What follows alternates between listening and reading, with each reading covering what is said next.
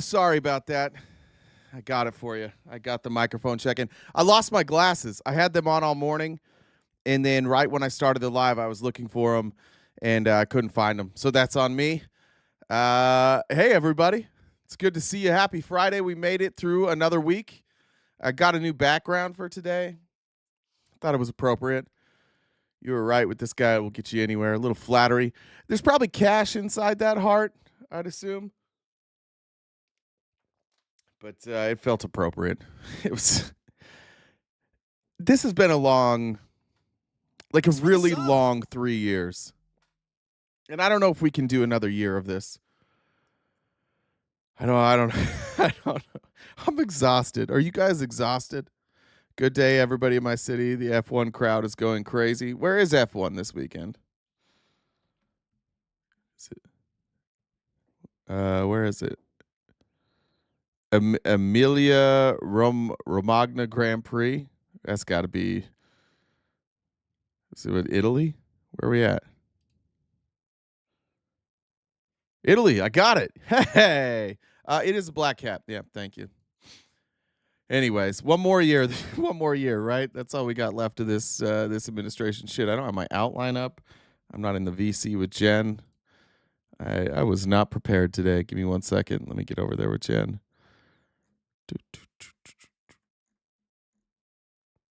Boom. Boom. All right, now we're ready. I haven't watched this yet. Is this the right one? Wait, that's the wrong one. Hold on.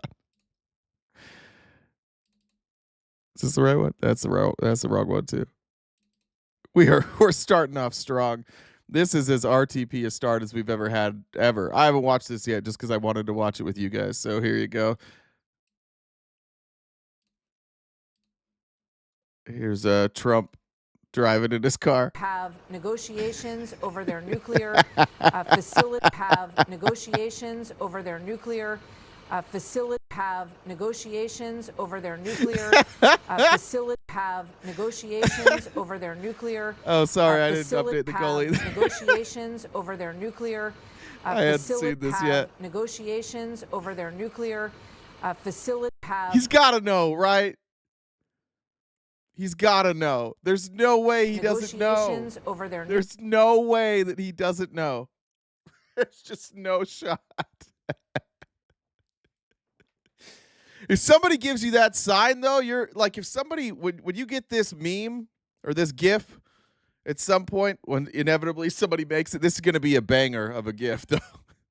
This is going to be the one you send to your buddy. This is the new you up text, I think. Just, you in? It's also what Republicans do every time they see Donald Trump. All right. Thank you for that one, Britt. Thanks for the outline. Britt is a lot funnier than I've given her credit for in the past. This was just interesting. So I saw Kid Rock on TV today on Fox. I think I have the clip later. I don't know why the fuck we're talking to Kid Rock, but yesterday we were talking about, what's that other guy's name? Steve Smith in Nashville, and how he had a bunch of restaurants in Nashville and they sent everybody home when the ICE raids were coming. And it didn't even occur to me to think about, like, how did he know the ICE raids were coming? They're so often, in my mind, I thought, oh, well, they just knew that ICE raids were possible. It turns out that it was like a very specific night, and it happened with Kid Rock too. I guess Kid Rock owns some restaurants, which I'm sure the food at Kid Rock restaurants are phenomenal. But this is a TikTok user, millennial elder. Shut up, elder millennial. Is that really? I might have interacted with this person before. I'm not sure. I'm sorry if I have, but this was interesting. So is Kid Rock going to get sent to El Salvador? I'm just asking because he's... God, that volume is low. Somebody messaged me yesterday about my volume. Now we got a blue screen. That's not ideal. Hold on 1 second. Why are you blue screening my volume? Oh, now I've got a Windows update. Good. Son of a bitch. Of course I have a Windows update right now. All right, let me do this. There we go. Clearly aiding and abetting terrorists, the restaurant that he owned in Nashville. That's so better. is Kid Rock going to get sent to El Salvador? I'm just asking because he's clearly aiding and abetting terrorists. The restaurant that he owned in Nashville sent undocumented workers home before ICE immigration raids. How do you think he knew they were coming? Can't imagine somebody tipped him off. Like, that doesn't sound like this administration at all. And another staunch conservative ally, Steve Smith, also owns several restaurants in the Nashville area, and they did the same thing. It's aiding and abetting terrorism, right, Republicans? That's what we're doing here, right?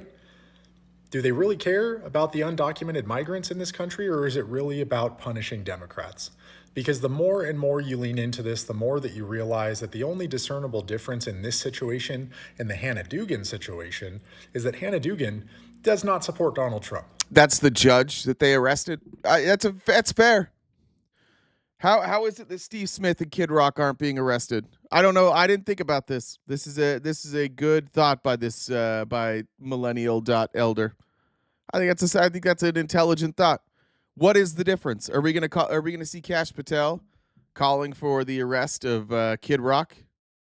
Doubt it. And Kid Rock and Steve Smith do. Ask yourself the same question about why Sinaloa cartel members are being invited in by this administration. It's never been about any kind of invasion. What about the South African farmers? What those South African farmers that were flown in? We know that that there have been black farmers that have been attacked. What happened to the black farmers? Are they coming in on a different plane? Are they just coming in on a different day? It's a good question. It's a very good question. Like the longer this goes on, the more transparent it is. I saw today. I forgot to put it up. CNN. Well, I can just show you. It's going to piss some of you guys off, but just look at the zoom in and out. What is going on? What was that? What do you think? Do you think I should figure out this camera, or should we just? Is it just part of who I am? Is it just? I think it's part of the charm that my camera randomly zooms all the way in and then all the way back out. I think that's part of the charm. RTP floating. Let me see if I can find this poll.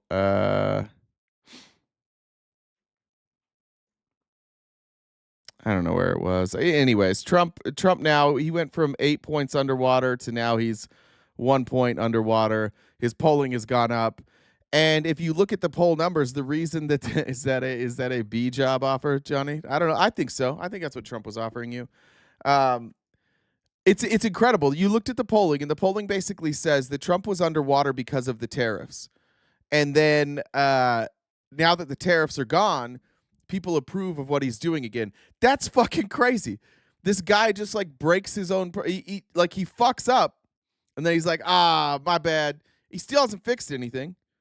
The trade stuff that he campaigned on, I guess maybe it didn't exist, but he still hasn't fixed any of that.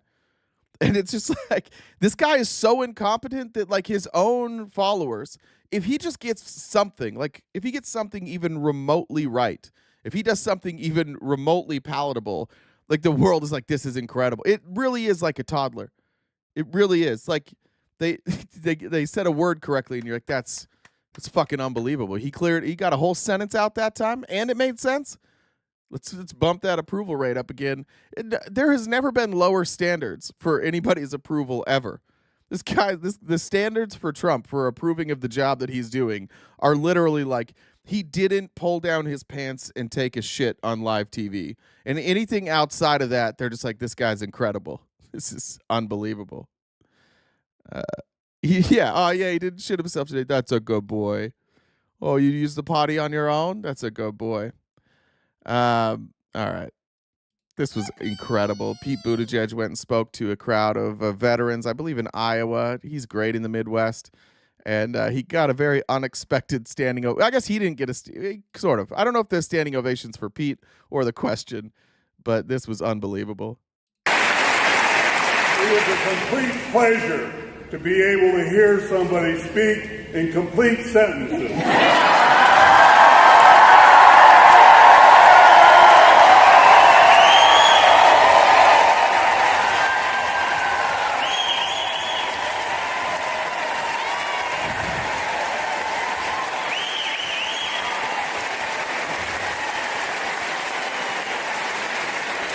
do my best.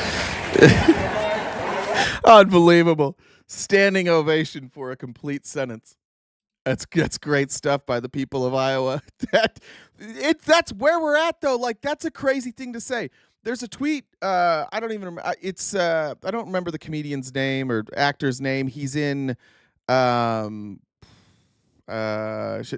Valley, and he tweeted something the other day that was like, he's just so like the first part was just like he's just so alarmingly stupid, and then under that he's like, the crazy thing is just by saying the above sentence, everybody knows who I'm talking about. And that is the thing with Trump. He's so alarmingly stupid that I think a lot of people don't believe that somebody could have that much money and be that stupid. And so you start to see the invention from Republicans of like 4D chess. Let me show you a fucking Twitter interaction I had this morning, which just blew my mind. Let me pull this up. Yeah, there we go. So it started innocently enough, and we'll get back to this story a bit. Well, I'll probably cover it right after this. So the theme of today's show is 86, the number that broke MAGA. James Comey, former FBI director, tweeted this picture. All right, this looks like Instagrammed this, posted this. 8647. And Andy Biggs, who is running for governor in Arizona as my congressman, said disgraced former FBI director James Comey is calling for Trump to be eliminated. No, it's not. If you look like the term 86, just Google it. What does 86 mean? To eject, if you're a bouncer, to eject somebody from a bar or restaurant, reject, discard, or cancel, remove. None of 86 never means like kill. It's just not what it's those who are in the military, you know that. Like it's been used as a phrase by other people, but it doesn't mean to kill. What Comey is saying right now is that you should remove Donald Trump, and there's a process for that, and it's called impeachment. So this is basically just a clever way, or maybe not so clever way, to say impeach Donald Trump. But because MAGA are such thin-skinned little bitches, especially Andy Biggs, they tweeted this out. So I just simply tweeted back to Andy, who has blocked me everywhere but Twitter, I just said, your son was a cop, a corrupt cop, a criminal cop, but he was a cop, so surely you know 86 doesn't mean to kill. It means to remove. You're also a lawyer, so you should know removal for a president is impeachment. You do know that. You're just a bootlicking coward. I think that's fair. I didn't even think that was outrageous. In fact, at one point, I changed dumb bitch to bootlicking coward because he's a congressman, and I have a lot of respect for Andy Biggs. So I changed dumb bitch to bootlicking coward. This is me on my best behavior. And then I didn't know what this meant. This guy said, I'll let you sit in your room with your phone and debate what else is 8 times 6 or 8 by 6. I said it's 48, which is correct. 8 times 6 is 48. He said, and 2 times 4 is not wood. I said it's 8. And he said, TikTok brain. And I said, no, it's math. And he said, but not common sense. And I said, math is common and it makes sense. And I believe that's where this has ended. I don't think he's responded since then. That's a real interaction I had with a human being this morning. What the fuck? Does anybody know what the fuck this dude's talking about? This guy's talking about? What is this? This is crazy. This guy's a streamer. .iso streams. He's verified, which doesn't mean anything. No, I don't know if his stream is doing very well. Thanks Anyways, for the sub. that was a real conversation I had this morning with MAGA. I don't know what to do about that. I got the math right though. I even had to 8 by 6. I even did the math twice. I'm like, I want to make sure I get this right. That's what we've devolved into now. It's just that. He's so goddamn stupid that he has made everybody else stupid. I saw a friend. A friend sent me a video. A MAGA friend, by the way, sent me a video yesterday. And the video was unbelievable. Because if any of you remember the debate we had on Tuesday, the first person that came up was Eric, who, God bless him, And he and many MAGA still don't know what tariffs are. In fact, they're still arguing regularly that tariffs are paid by foreign countries.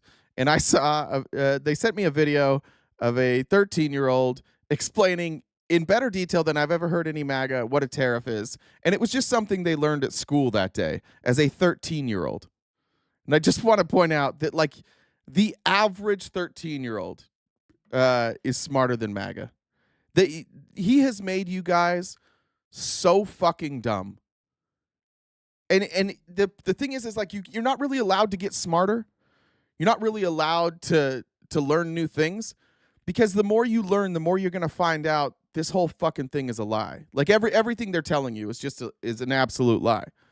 They have no plan. They don't know how economics work. They have no plan for world peace. All that's happening is this guy is just making a bunch of money.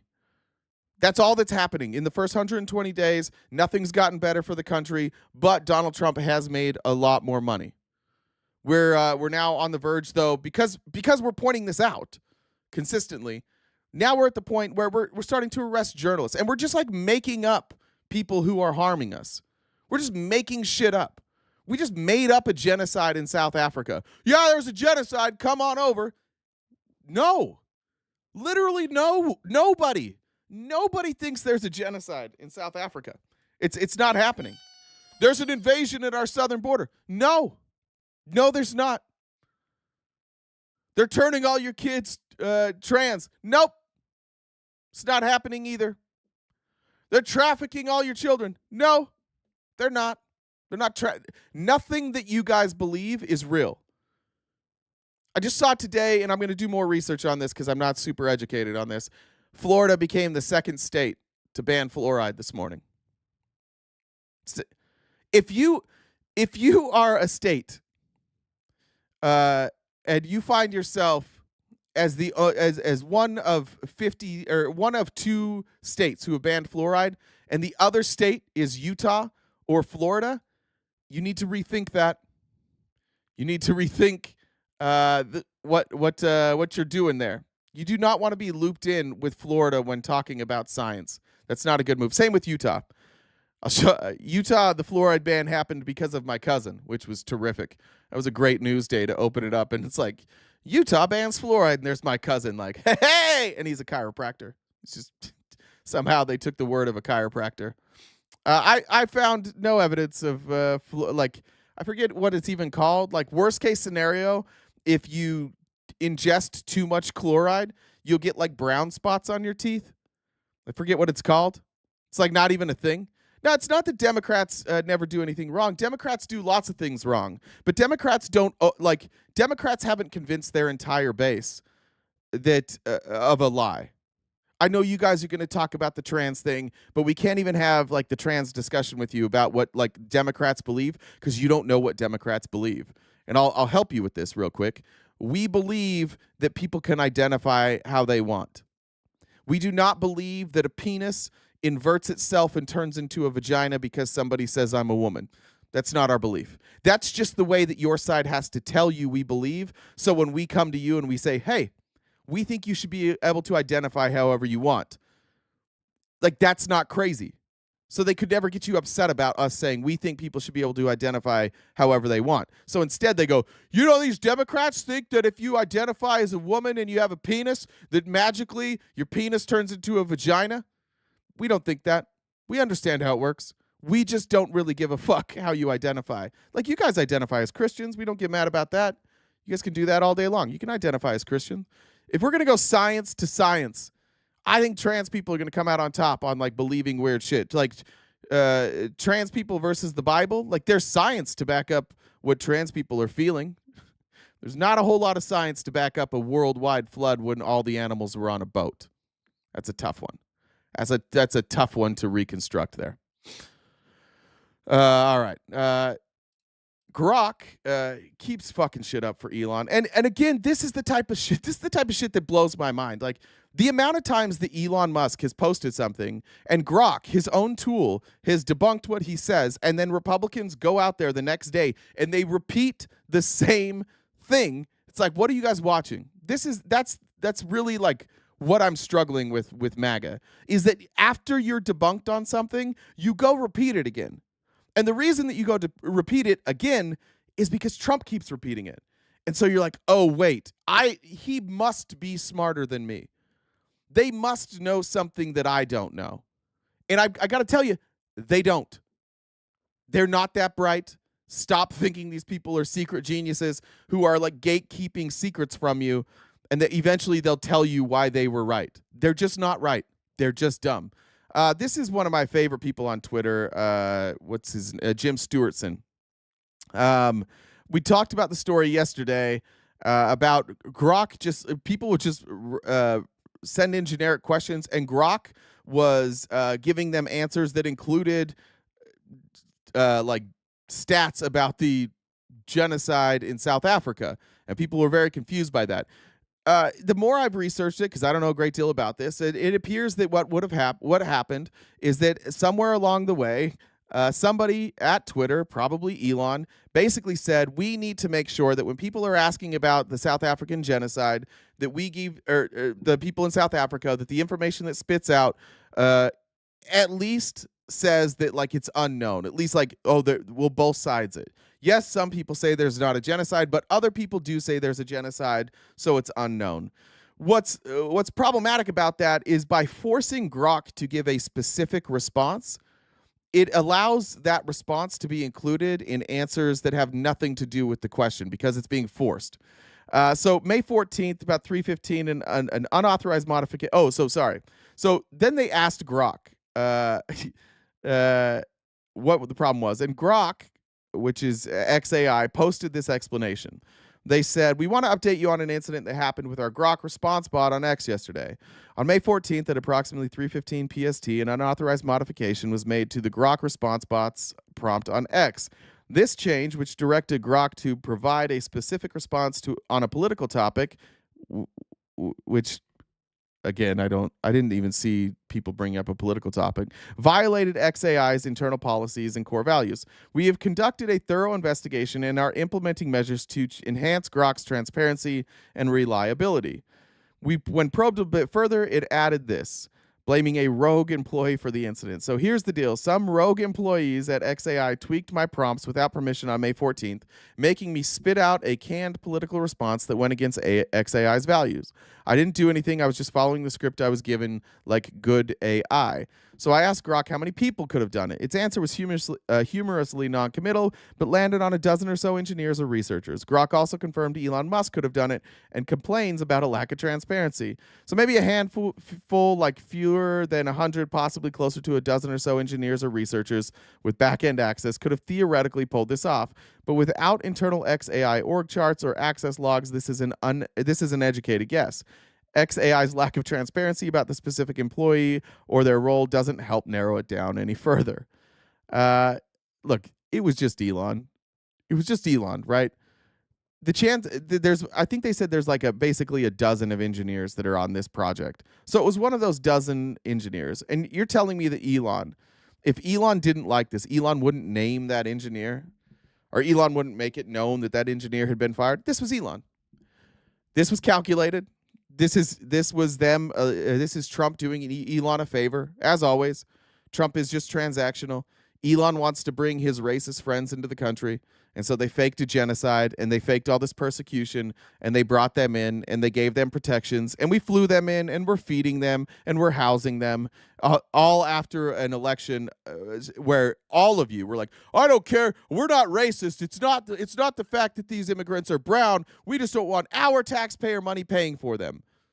And none of you have said shit about this. None of you. This is actually legitimately non-asylum seekers with an illegitimate asylum claim that we flew over here and now we are feeding. And if some of the conspiracy theories are correct, they'll also wind up being farmers, and they'll get some farmland through Acre Trader. So how do you fake a genocide? It's very easy. What you do to fake a genocide, Justin, is you tell MAGA that there's a genocide, and they're so goddamn dumb and they believe everything that then they just start repeating that there's a genocide, and then it becomes real because you guys have heard it from 1,000 different people. Everything you guys do is done that way.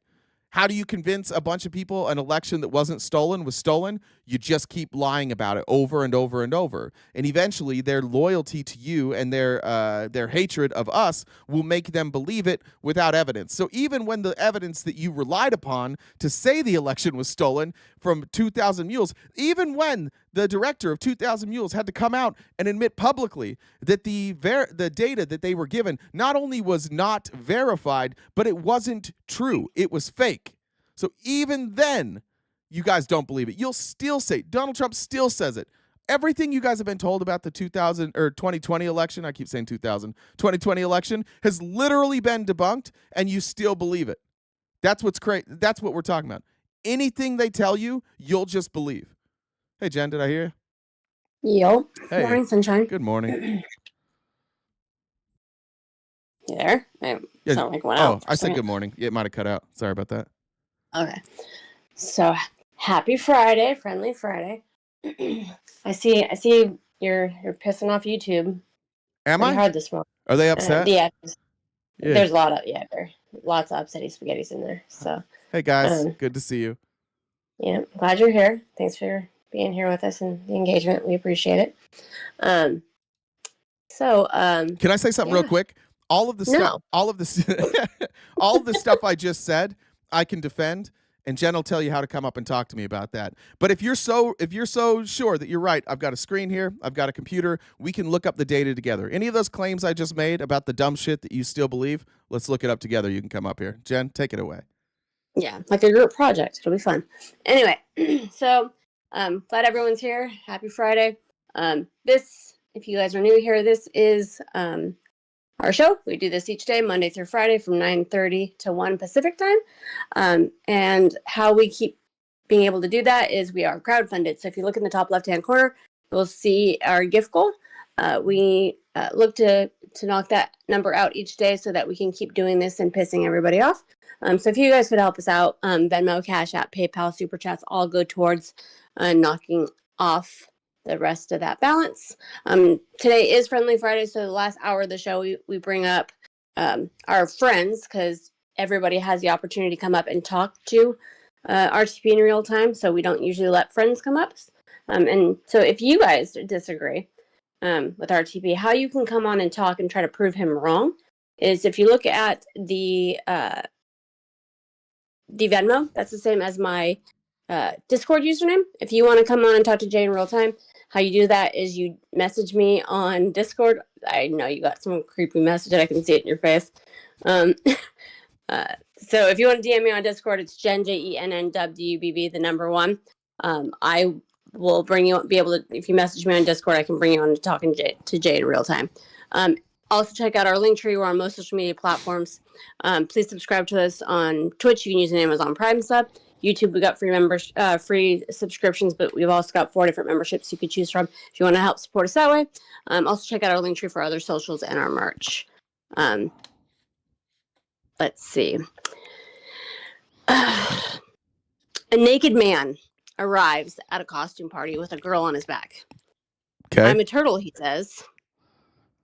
Then what's on your back, the host asks. That's Michelle.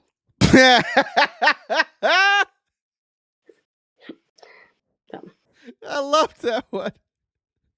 I love that one. Thank you. You are as bad as Destiny. I'm not as bad as Destiny. I'm not a creepy pervert behind the scenes. So if you're saying I'm as bad as Destiny and how I debate, that's fine. He torches right-wingers all day long. But if we're talking about as bad as Destiny and as far as a person, yeah, he's kind of a shitty person. Namaste said 8x6 is the size of a prison cell. Okay, that's what I thought. I still didn't understand that, but it's still 48. Johnny said 48th president is what he alluded to. Trudy said it's payday, people. Thank you. I'm sorry, I have to read this. Brianna says, good morning, Double Daddy. My girlfriend dumped me, so I stole her wheelchair. Guess who came crawling back? So that's what made me laugh. Destiny has never won a debate. Listen, if you don't think Destiny's won a debate, all you care about is that the person you're debating or that you're watching agrees with you.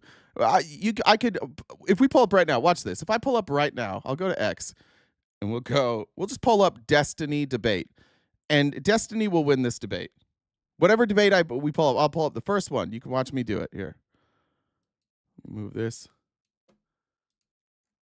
And we're going to need to find a clip of Destiny Day. All right, here we go. Did you read the case? Yeah. It is Mr. a highly Farrelly, special intent I'm to be going to convicted ask you of again. genocide. Yes. Please stop displaying your imbecility. Okay, I'm sorry if you think the Declaration of the College is imbecility. Don't put on public display that you're. All right, that's going to be not long enough. I don't know if that's a debate. What's this? How long is this clip? 1:04. Is this guy a conservative? I don't know who this guy is. Does he wear a cape? It sounds like he wears a cape. No, I'm just like seeing things like this. I'm like, I don't know. So I start listening to, do you know who Sargon of Akkad is? He's one of the guys you've debated. Yeah, but I'm starting to listen to a conversation between him and John Trent, and I'm like, holy shit, he's like programming. Does he wear a cape? It sounds like he wears a cape. All right, that's about Sargon. To say if I show a clip of Destiny, I can get banned. Is Destiny banned off of YouTube? Is that I realized actually, like with Finkelstein, that I'm actually certain that Destiny got owned by Finkelstein. I was talking about more like with conservatives. I don't think Finkelstein's a conservative. So I need to find a Destiny debate with. All right, here's Destiny and Dennis Prager. How do you stand on men who say they're women competing in women's sports? There we go. It's always conservatives. It's always conservatives talking about trans people. I'm assuming the question has to do with trans people competing in sports. I think that my personal view is that sports up through probably high school are just there for people to kind of like play games and get along with each other and, you know, like build camaraderie and stuff. So I don't really have much of a concern past or up to that point. Once you get to NCAA or professional events, I think that the dividing between the sexes is very important for athletic competition. So I'm generally opposed to trans people participating in the gender they identify with. So you know then that the Biden administration has extended the anti-discrimination legislation passed to protect women. They have extended it to trans people. You are aware of that? That they've done what? They have extended it to trans people so that. Wait, extended what to trans people? I'm sorry. Look how excited all the Republicans in the chat got when we started talking about trans people. It's the only thing you guys care about. You cannot discriminate against trans people. If a man says he is a woman in college, he should be allowed to play in college sport. That is the Biden administration's position. I'm not aware of that right now. I thought it went the opposite. My understanding. The reason that Destiny's not aware of that, by the way, is because Prager's doing what everybody else does. They just say that you can show up and identify as a woman. Like, that's not what a trans woman is, right? Just saying this is like just showing up and saying that doesn't make it. There's still rules. You still have to. There's still rules. And just to be clear, my understanding. I don't even want to hear this debate. I don't. They seem like they're on the same side there. Hey, check our DMs.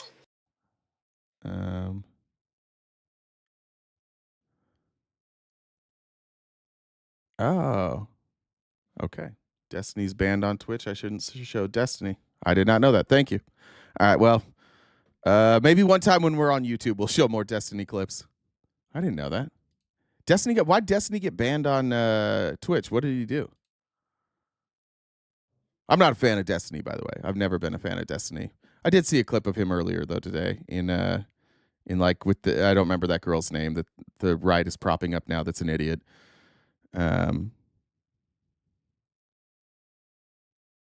Dude, they agreed, Nathan. What do you mean he's wrong? They agreed on that. He and Dennis Prager. I disagree with both he and Dennis Prager in that video. But what was the disagreement there? What was Destiny wrong about? They didn't even get to a disagreement there. Anyways, I guess we're not going to talk about Destiny. Curious why Orange is posting about Taylor Swift and Bruce Springsteen. Check out what Theo Vaughn did in Qatar. He made jokes about them being a T group, cocaine gays, and disabled. Ouch. What did he do? What did Theo Vaughn do? Let's take a look here. It's not. I'm just telling you, it's not hard to debate conservatives. It's really a very simple thing to do. You just have to ask them. If you can get it out of hypothetical, like about their feelings, and we talk about stats. Is this it? Let's see. Here's some about Israel. Let's see. This sounds based. Because then you also wonder, like, if there's Israeli influence, because that's a big thing now. Like, how much Israeli influence is there in like American politics? You know? Oh, there's a lot. Yeah, and it seems to be a ton. I feel like America's just like, it feels like we're just owned by Israel. You know, and we just never knew it. I thought we owned them. That's what I thought. All right. What did Theo say about?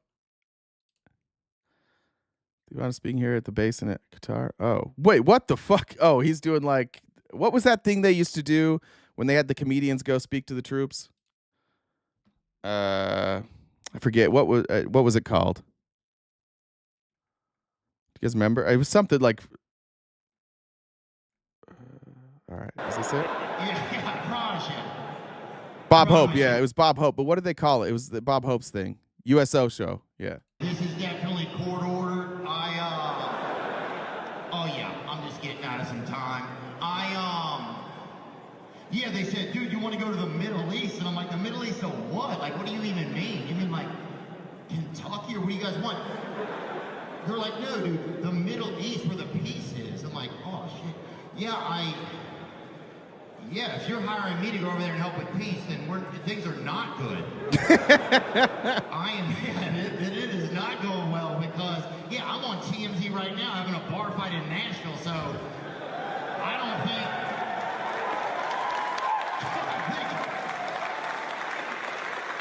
That's pretty good. That's pretty good. Theo Von has listen. Israel's a bunch of bitches. That's the truth. Israel is a bunch of terrorist bitches. All their government, all their military, they're terrorist bitches. That's the truth there.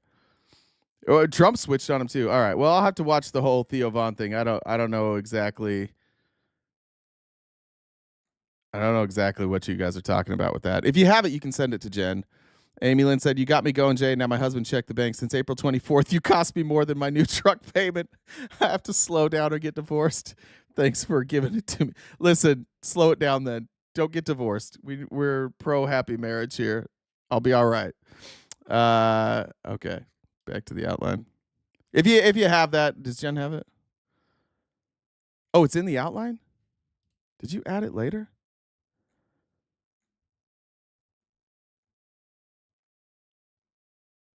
I'm looking at the Theo Von.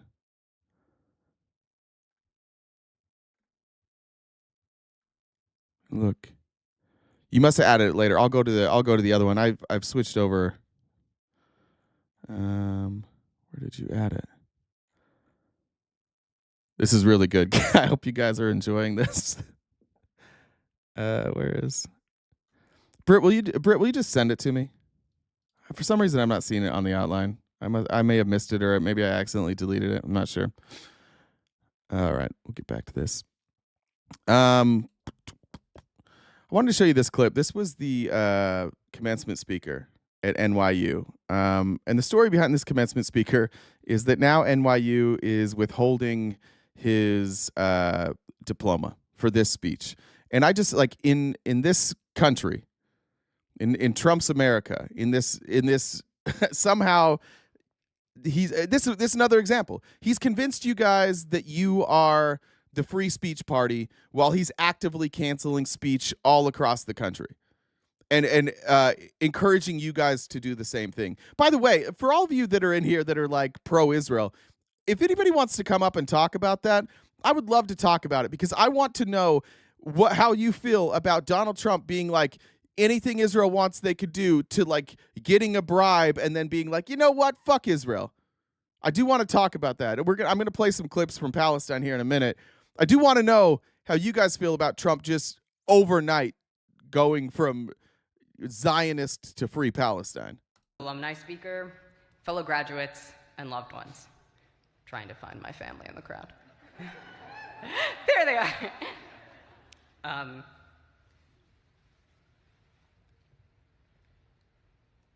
I've been freaking out a lot about this speech, honestly.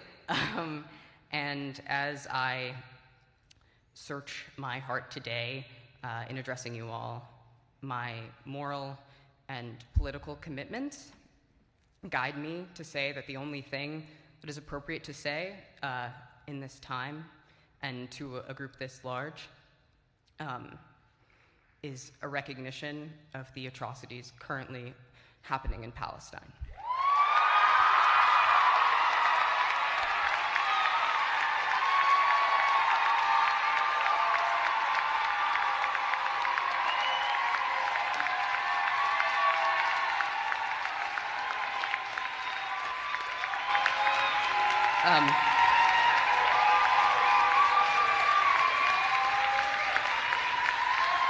I want to say that the genocide currently occurring is supported politically and militarily by the United States, is paid for by our tax dollars, and has been live streamed to our phones for the past 18 months. I just want to say, like, historically speaking in this country, you know who's almost always right? In fact, they might be batting 1,000. You know who's always right about the conflicts that we get into? College students. Almost every time. It's always the college students who are out here protesting war and protesting genocide. They were right about Vietnam. They were right about Desert Storm. They were right about invading Iraq and Afghanistan. They've been right almost every single time. I don't know what the college students were like in World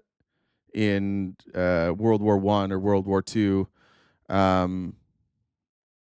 If Brother Bob's here, you could tell us maybe what it was like in the War of 1812. But people who have yet to like enter the workforce, where they're still very aware about the goings on across the world, where they're they're surrounded by people who care. They're surrounded by other international students. I think the most socially aware people historically have been college students. I would be very, very hesitant in when you have a significant majority of college students speaking out about something. I would at least keep it in the back of my mind that they're usually right. You may want to consider what they're saying. Whether you agree with them or not, you may want to consider it because their track record is pretty fucking good. And that I do not wish to speak only to my own politics today, but to speak for all people of conscience, and all people who feel the moral injury of this atrocity.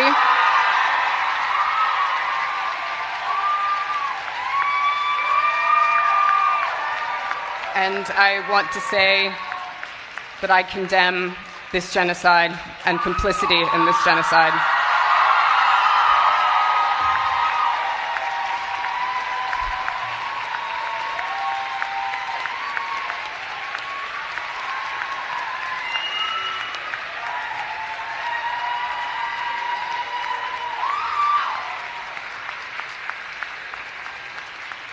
My bad, Brother Bob. My bad.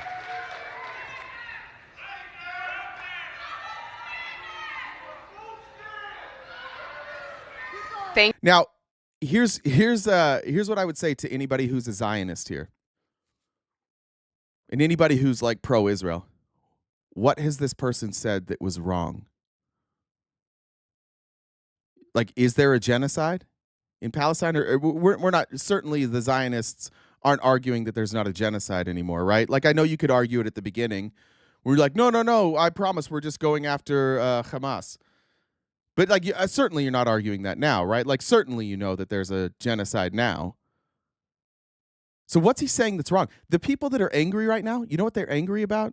The same thing that conservatives are always angry about. You holding up a mirror. There's nothing conservatives hate more than holding up a mirror to who America is. You talk about the fact that not only did we have slavery, but because of slavery, we have white supremacy, and that white supremacy has caused millions of people to be underserved. You want to hold up a mirror to the United States that we didn't pay our debts when it came to 40 acres and a mule. They hate that. They'll ban it. In fact, if you try and talk about that, they ban it from schools. They don't want you to hold up a mirror. They don't want to they don't want to learn about George Washington. They don't want to learn about the slave quarters. They don't want to talk about any of this stuff. Because the thing is conservatives believe that they just morally are right because of Jesus, I guess. I don't know. And since Jesus is perfect, they kind of like fall under that umbrella with them, and they think, oh, well, we must be perfect too. The only thing conservatives are generally unwilling to address is what's happening right in front of them. And what's happening right in front of all of us, and there is no doubt about this, is a genocide. Like, are you out of your goddamn minds? I don't understand what you're. I honestly, what the fuck are you fighting about right now? Why in the world would you still support this? Even if you're one of those idiots who thinks everything started on October 7th and you're like, they have the right to defend themselves. Like, I'm sorry, when I see pictures of children starving to death, completely emaciated, where I can see their bones, I don't think that's Israel defending themselves. This person is now the hat is off. They're being booed. They're withholding the diploma. Why? Because there are a bunch of people in AIPAC who don't like that, historically speaking, when you think about AIPAC and you think about places like the ADL, they've been meant to protect Jewish folks from anti-Semitism, and I think that that's good. But now, the treatment that caused everybody to at least like think about Jewish people a little bit more after World War II. Ever since World War II, we think about Jewish people a lot more. And we think about the plight of their ancestors, of being run out of their country, and then going to Israel, and some of them winding up here. And then when they came here, they were shocked to realize that the conservatives in America weren't that different than the Nazis. They hated the Jewish people just as much. It perpetuates today. You talk about the rise of Donald Trump. You talk about the rise of QAnon. You talk about the rise of Marjorie Taylor Greene, Lauren Boebert, Chip Roy, half these people that are in Congress now. What allowed them to become prominent? QAnon conspiracy theories that revolved around this idea that there was like this Jewish cabal that was controlling everything and they were trafficking children. The extremist portion of the GOP was literally raised on anti-Semitism. Every day text comes in here. Every fucking day text comes in here is like, you wish you were Nick Fuentes. Like just an anti-Semitic. He has millions of followers. So it's crazy to me. Like I'm only left with the solution that those who want to protect Jewish people and only Jewish people are refusing to look in the mirror right now. Because there are Jewish people in the government in Israel that are committing a genocide. And you guys are pretending this is about anti-Semitism. We've been fighting anti-Semitism. This side of the aisle has been fighting anti-Semitism. We fought. It was one of the biggest points of contention during the 2016 election. It's been one of the things that we criticized Trump for. And then he just told you, like, hey, guys, actually, they're anti-Semitic. And you're like, okay. And then you just went with it. And then you started saying things like us pointing out that children being murdered and Palestinians being murdered is a genocide. And then the response, because Trump and MAGA and conservatives cannot take criticism, you just project hatred on us. Oh, you just hate Jewish people. No, we don't. No, we don't. Look at most Jewish Americans, I don't know what the percentage, a majority of Jewish Americans do not vote for Republicans. A majority of Jewish Americans do not support a genocide in Palestine. They just keep telling you this so that you can continue your hate. Name one thing that you guys currently believe in that isn't driven by hate. Immigration, completely driven by hate. Your obsession with women's sports all of a sudden, completely driven by hatred. Your Zionist views, hatred. Everything you guys believe in is driven by hate, but they tell you that, oh, no, this is biblical. That what it might seem like hate to other people, but it's actually love. It's all done out of love. You're the most easily duped people, and I applaud this guy. Who the fuck cares if he doesn't get his diploma? At this point, if I was him, I may never want it. Thank you to the class of 2025, and congratulations. What a stud.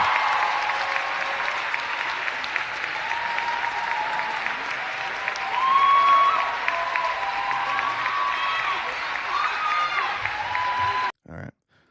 So then obviously NYU, under immense pressure from the federal government, is going to withhold that diploma.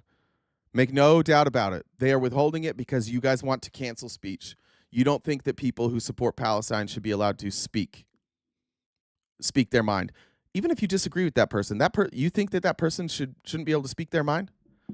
They shouldn't get their diploma because they spoke their mind? I'm all for protest. I watched people protest Trump at Alabama. I watched, I think it was at Virginia Commonwealth. About half the crowd walked out when they brought the Virginia governor in to speak. All that stuff's fine. You do not have to listen to anybody, but you don't get to cancel them. You don't get to silence them for speaking out for the voiceless. After Trump went to the Middle East, this might be this is the same one. After Trump went to the Middle East and he completely flipped on Israel, and now he's free Palestine. Israel did that very good Christian non-genocidal thing, and they just started bombing the fuck out of Palestine. These are tweets from Palestinians just from yesterday. We're being eliminated now. Breaking. Israel is insanely bombing East Gaza. Friends tell me, stop the hell. It's hell tonight. Gaza sky is bleeding red. What the hell are these new bombs using? Our families are in danger. Every family, stop. Shame on you. Pray for me and my family. Please, the situation is so bad we're scared. I swear the bombing is crazy tonight. It's worse than yesterday. I don't know what's wrong with them. Israel is raining hell in Gaza right now. Families are being bombed relentlessly while starving. Children are dying in the dark. No food, no water, no way out. No nonstop massacres unfolding in real time. The bombing never stops. They've gone crazy. Can anyone hear us? We're being eliminated now. We will never forgive you. Intense escalation in Gaza right now. Consecutive airstrikes are hitting the city from all direction. This isn't Hamas. These are just people that legitimately, the one that really fucked with me was, I swear the bombing is crazy tonight. It's worse than yesterday. They're so used to being bombed that when there's an escalation of bombing, it like makes them nervous. They're like, oh no, this is different. We're used to being bombed. Every day we get bombed, but man, this is different. This one's different. This one's a little scarier. You guys, we take down one of your MAGA stickers. You lose your fucking mind. You're willing to go to prison for life. They're being bombed indiscriminately. For what reason?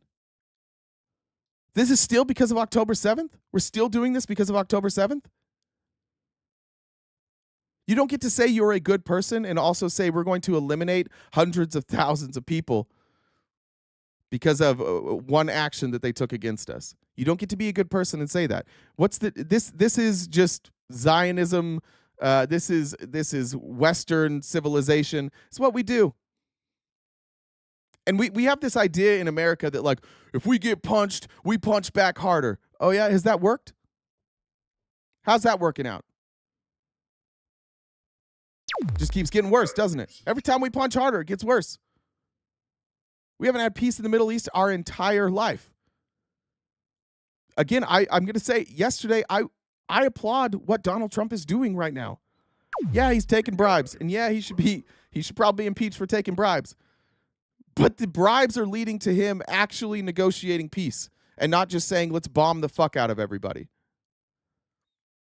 Maybe this is where you guys stop supporting Trump. I don't know. Maybe I've been wrong this whole time and you guys won't support him through everything. But right now, Trump is saying, let's do peace. And right now, Trump is saying, I don't really like this Netanyahu guy. He's gone a little too far. He's starting to sound a little libby. And we'll see. We'll see if you guys go along with it. And if you do, I just expect you, I mean, you won't say it, but in your hearts know that all those discussions we had before the election, all of them about how Trump's way of peace through strength and bombing wasn't going to work. And he tried it, and it didn't work, so now he's trying something else. So you can still support him, but I just want to throw it out there. We were right. We were right that it wouldn't work. It didn't work, and he's trying something new. And again, he deserves some credit for that, for trying so even if it came at because of bribes. Palestine is by far the most well-documented genocide in history, and yet we can't get anybody to talk about it. This is what it looks like in Gaza.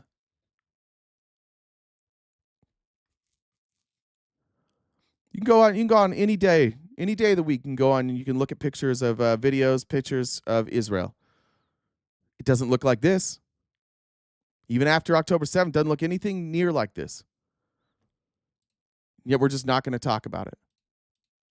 We're going to pretend that it's all justified. How about this?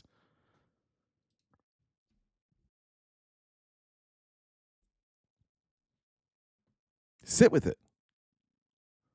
I think one of the real problems we have in this country is, I think Republicans generally don't see this stuff. I think most of the time, nobody ever shows you this stuff.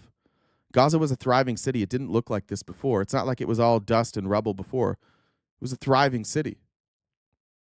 Now it's it's just rubble. Why is this not a genocide? What? Just explain. Like, why is that not a genocide? You should look up picture of Hiroshima. Yeah, well, Hiroshima, same.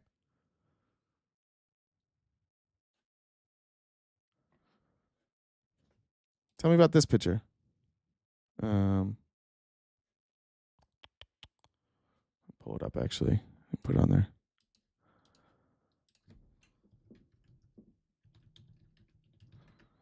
We're gonna make you still stare at it for a minute. How's this picture make you feel?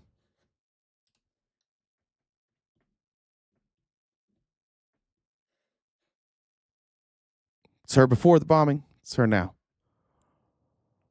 How's that make you feel? Proud Zionist? Proud Zionist over here?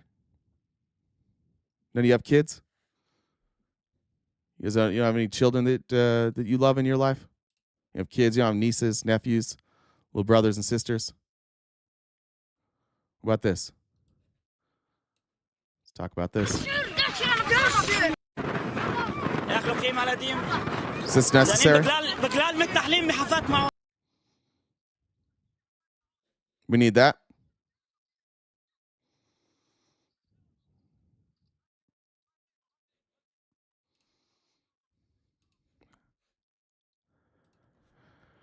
I don't know. I don't know how you see this stuff and think Israel's doing good stuff.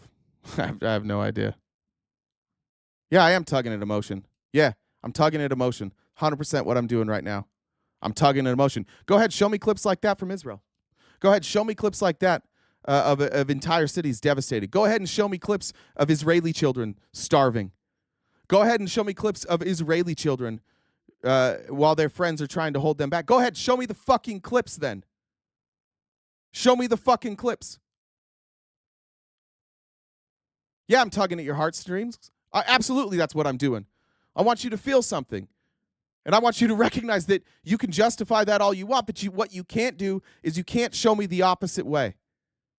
And this is what Republicans do. This is what conservatism is. It's always punching down.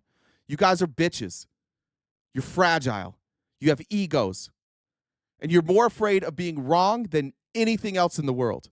The only reason any of you are still holding on to like this Zionism bullshit is because you're too afraid to admit that you're wrong. You're all more afraid of admitting that you're wrong than you are of like children dying, because children are dying. Children are starving to death and dying. So just show me those videos on the other side, please. You want to be fair? If we want to be fair, sell me on it. Sell me on this idea that Israel's not out here committing a genocide. Sell me on it. I haven't seen any information. What are you doing? What are you going to do? You're going to come up here and be like, "Oh, well, actually, this story goes on for centuries. They've been fighting for centuries. Whose land is it? Who threw the first punch?" I don't fucking care who threw the first punch, to be honest. And we could debate it all day long, and we're never going to get to a solution. But I think we should draw the line at starving children to death. I think we should draw the line at canceling aid trucks and not allowing aid to get to children. I think we should draw the fucking line there. That's where we're at. I don't care who threw the first punch. Don't starve children to death. That's really like a bridge too far for you guys? We can't agree on that? No, it's really, we should.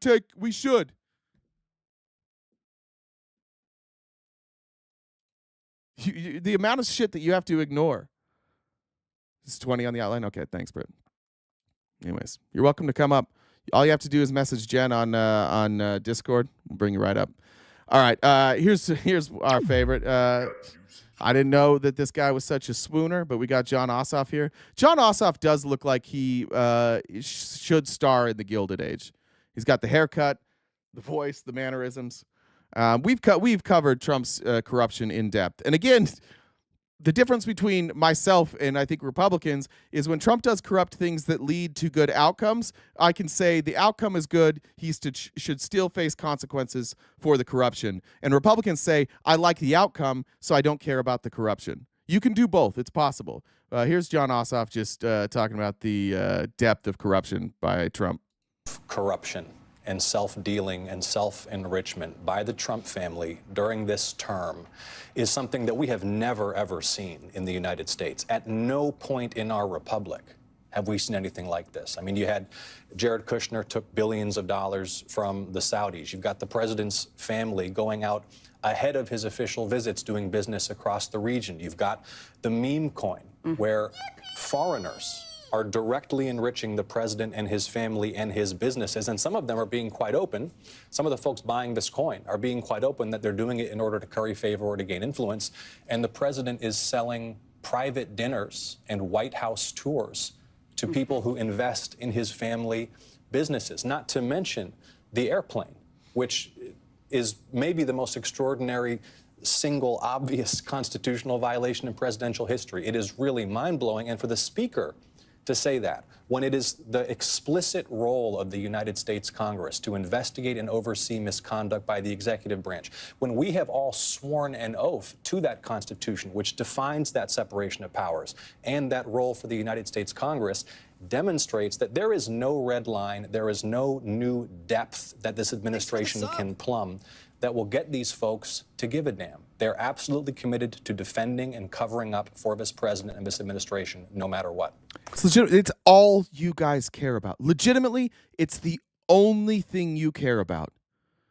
We could probably get you to switch your views on everything if we didn't say Trump, if Trump disagreed with him. If we had a conversation and we talked about 10 things and we agreed on all 10 of those things, and then I showed you that all 10 of those things Donald Trump was against, you would just change your mind. Or you'd be like, I don't actually care about these things. Instead, I care about women's sports. Instead, I care about women's sports. So I'm still Trump. The reality is that I think that you guys are going to have to address with yourselves is you're just in an abusive relationship. You're in a relationship with a chronic liar, and what you're doing every day is making excuses for him. You have to. You can't actually defend the stuff that he's doing. You just have to make excuses. You just have to play whataboutism. I got to tell you, like, I was not a huge supporter of Joe Biden. Like, he was fine. Not a huge supporter. But it was easy for me to say when he did things right and when he did things wrong because I didn't give a fuck about Joe Biden. Joe Biden was not my personality. I didn't feel when somebody criticized Joe Biden, I didn't feel that knot in my stomach. The same knot I used to feel when people would talk bad about my religion. All that is that's just you about to confront some truth that you don't want to confront. You've decided that your feelings are factual and that your feelings are more important than fact. And so when people bring facts and you don't have a response for that, but you still defend Trump, what does that say? Like, there's no other option. If somebody asks you about Donald Trump and you say, what about? If the first words are, what about, out of your mouth, then you're just in a cult. You just are. And I don't know, the way to explain that. Like, do I think you'll all wind up drinking the Kool-Aid on an island? No. Do I think that that means you'll do something harmful? I don't know. But it harms you, and it limits your ability to think freely. Donald Trump has had so many opinions on so many things, and he demands loyalty on everything, that we've created a situation where, like, we can't agree on things that are just true or false, things that are obviously true. I'll say that, like the COVID vaccine, there is zero data, I'm talking about peer-reviewed, double-blind studies, zero, that would tell you that any age demographic is better off not being vaccinated than being vaccinated. And yet I can't convince people. We can't convince them because what you'll say is you will focus only on the times when vaccines hurt people, which they do, just like every vaccine always has. And yet there are millions of people in this country who can view that data and be like, yeah, the vaccine is actually harmful. Statistically, no, not statistically harmful. Has it harmed people? Sure. Just like I mean, ibuprofen has harmed people. Water has harmed people. But the problem that we have with Trump is that if we look at the totality of the evidence, Trump winds up being wrong a lot. So you're left with just saying, well, what about, because it's a game for you. I don't care about Hillary Clinton. I don't care about Barack Obama. I don't care about Joe Biden. I don't care about any of these people. I want to have a discussion about policy. I want to have a discussion about what's happening. And the most frustrating part about every time Trump's in office is that we're not allowed to talk about what he's doing. When we talk about this open corruption like John Ossoff is talking about, we spend all our time defending Joe Biden because you guys don't want to talk about this. You only want to talk about Joe Biden. And even though we can defend Joe Biden, even though you have yet to prove that Joe Biden took a single penny, you all still believe that Joe Biden was more corrupt. And you believe it so much that you won't even address the fact that Donald Trump is corrupt. If we ask you about it, you go, Joe Biden, Hillary Clinton, Joe Biden, Hillary Clinton. I would challenge any Republican ever to have a conversation with me about Trump's open corruption without saying any other names, without referring to anybody else. I just want to know if you believe what he's doing is corrupt or not. We don't even have to agree on what the consequence should be, but we can't even have the discussion on whether or not this is real or not because you guys just play whataboutism, because you've been conditioned that Donald Trump does nothing wrong, and if he does do something wrong, somebody else did something wrong, and it was worse. And if they didn't do something wrong, then the only reason they didn't do that wrong thing is because they were hiding it. Donald Trump does what everybody else does. His is just in the open. So everything he does, there's either a whataboutism or they just say, like, yeah, no, everybody does this. Tell me I'm wrong about that conditioning. If any of you ever get the courage to come up here today, you just message Jen on Discord. It's JenDub1. See the Venmo username? That's the same as the Discord name. Message her. She'll bring you up. I promise you, not one of you is going to be able to have this conversation without whataboutism. It will be too painful for you internally. It will fuck you up. You'll have digestive problems. It'll fuck up your brains. If you can come up here and talk about Donald Trump without talking about anybody else, I think it will fuck you up. I don't think any of you are capable of that. I've watched the chat. I've watched all of you who say that you would win in a debate, and every one of you is just, what about? This is the most corrupt administration in history. It's not even fucking close. I'll stand 10 toes down on that. He's openly taking bribes from foreign countries every single day, and he's doing nothing for you. And if we have a conversation about it, you're just going to want to talk about Joe Biden. J-Rab, come on up, bud. Did you get J-Rab up here? Yeah. He's joining right now. I just sent you a screenshot. I can tell he's going to be a gem of a conversation for you. So, all right. So there's cool. But yeah, so I'm assuming joining now. Okay. Let me look at messages then. I'll get those. Amy Lynn said, "Why not? They starve American children too. Poverty highest in Republican ran areas." That's a good point. That's a good point. Republicans are cutting funding for children all over the country because they don't care about children. Let's check here.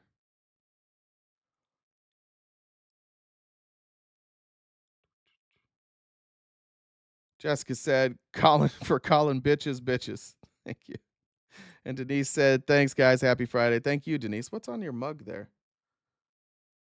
Oh, it's Garfield. I like your Garfield mug, Denise. And then Terry said, they're fucked up when they go after MRACH? MRACH? What am I thinking of? Jen, what's MRACH? M or M-rate? What's read the whole thing again? They're fucked up when they go after M-rach or M, like the letter M and then next word is R-A-C-H. No idea. I don't know either. No idea. So it looks like he's in the VC. But before you go over there, just want to remind everybody that this is our job. So we've got that gift goal in the top left-hand corner. We need to knock that out before we start Friendly Friday. So if you guys could help us out with the Venmo, Cash App, PayPal, Super Chats to knock down the rest of that balance. And if let me just Jen's being really nice. What Jen is saying is that and what she's tried to warn you of is, and what she yells at me for, is every time we debate, everybody gets so enthralled, and so do I, that we don't donate. So I'll tell you this, I'll try and watch your comments more closely while we debate, so you can feel like you're part of it. But that's what she's saying, is that every time we do this, we wind up losing money. Is that right, Jen? Yeah. All right. That basically. Cool. So yeah, he's in there. So all right. You want me to drag you over, or you want? I'll hop over. Thanks. J-Rab, what's up, man? Yo, what's going on? Hey, you want me to call you J-Rab, or different name you go by? Yeah, you call me J-Rab Joe. What's the gentleman's name that's on the chat so I could also address it properly? What? What the gentleman's name who I'll be debating? What's That's his name? me. You're talking to him. My name's Jay. You're talking to me. Yeah. You're live now. Okay. All right, perfect. So what's up, man? What's on your I'm mind? gonna turn off. Okay. I don't know where you want to start. You want to start, you went to Trump, you went to Palestine, Israel, Hamas, Iran. So where do you want to start? I don't think I've talked about. Kinda I don't all think over. I've talked about Iran yet, but yeah, it depends. I don't know. Whatever you want to talk about. Me and Trump, we're both free. Me and Trump are both free Palestine. So I don't know if you're on the other side of me and Trump, or Miss Rachel. That's who M. Rach was. Thank you. Sorry, that wasn't about you. So if you want to argue against me and Trump about free Palestine, we can do that. Or if you want to talk about Trump being the most openly corrupt president in the history of this country, we can talk about that. Well, we'll take that with a grain of salt. He's the most corrupt president of our lifetime. Like Ever in the history of the country by miles. Yeah. Okay. All right. Yeah. He's the most corrupt. But you want to talk about Palestine, Middle East? Sure. You want to keep it there in that realm? Sure. Okay. So background: I am Lebanese. Okay. I've been in that region. I've been to Palestine. Okay. Have you? Just so we know where we're coming from. Have you ever been to the Middle East? No. If so, what country? No. No. Okay. So you've never visited the Levant. Do you know the reason I mentioned Iran? Do you know Hamas, Hezbollah, Boko Haram, all these groups? I don't know them personally. Okay. I know who they are. Yeah. Yeah, correct. So Iran sponsors these groups, right? These groups. Who else does? What other groups? Who else does? Why are you leaving out the other? Else? Yeah, why are you leaving out the other people who have been sponsoring Hamas and the Houthis? Yeah. All right. Educate me. Who else sponsors the Saudis? Who else sponsors the Qatar? UAE? The Saudis, Syria? No, they actively fight against them. Qatar? You don't think Qatar sponsors the Houthis? The Houthis? Yeah. Well, you threw Saudi Arabia in there with Qatar.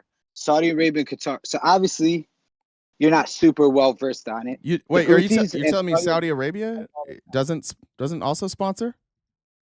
No, because Saudi Arabia and the Houthis fight all the time. Why do you think they're in that beef with Yemen? Yemen is where the Houthis are. The Houthis fight Saudi Arabia all the time. They're in active conflict. Yeah, look, if you the problem with the Middle East is that if you take any of these, like, so there are times when the Saudis and the Houthis align and they fight side by side, and there are times when they don't align and they fight against each other. The same was said against. The same with Hamas. The same with Al Qaeda. The same with all of these groups. The main, like, they'll switch sides all the time. We have fought on the side of Al Qaeda and against Al Qaeda.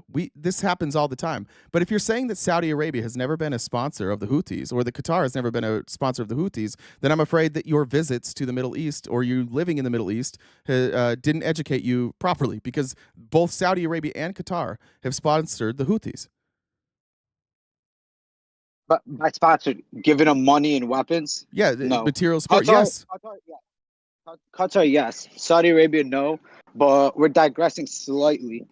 So our biggest, so anywhere these groups are, they're all different paramilitary wings of the main sponsor, let's put it that way, Iran. They get their calling, what they do, from none of them act without the Khomeini's approval and support. Wait, they're not wait, like independent actors. Hold on. 100%. Who else? Who else has given Hamas money?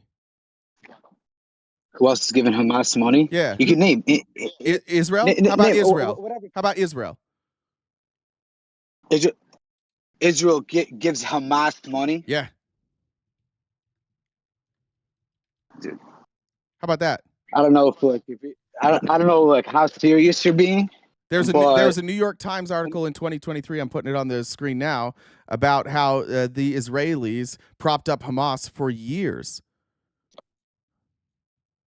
The Israelis, all right, in 2005, I believe, they left the region, right? The Israelis left the region?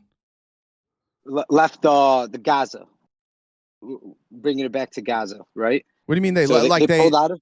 Yeah, sure.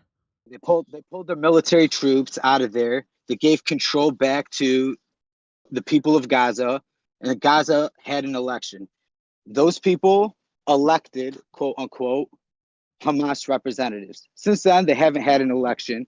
And if you notice any spot where these people are prevalent, they do not have.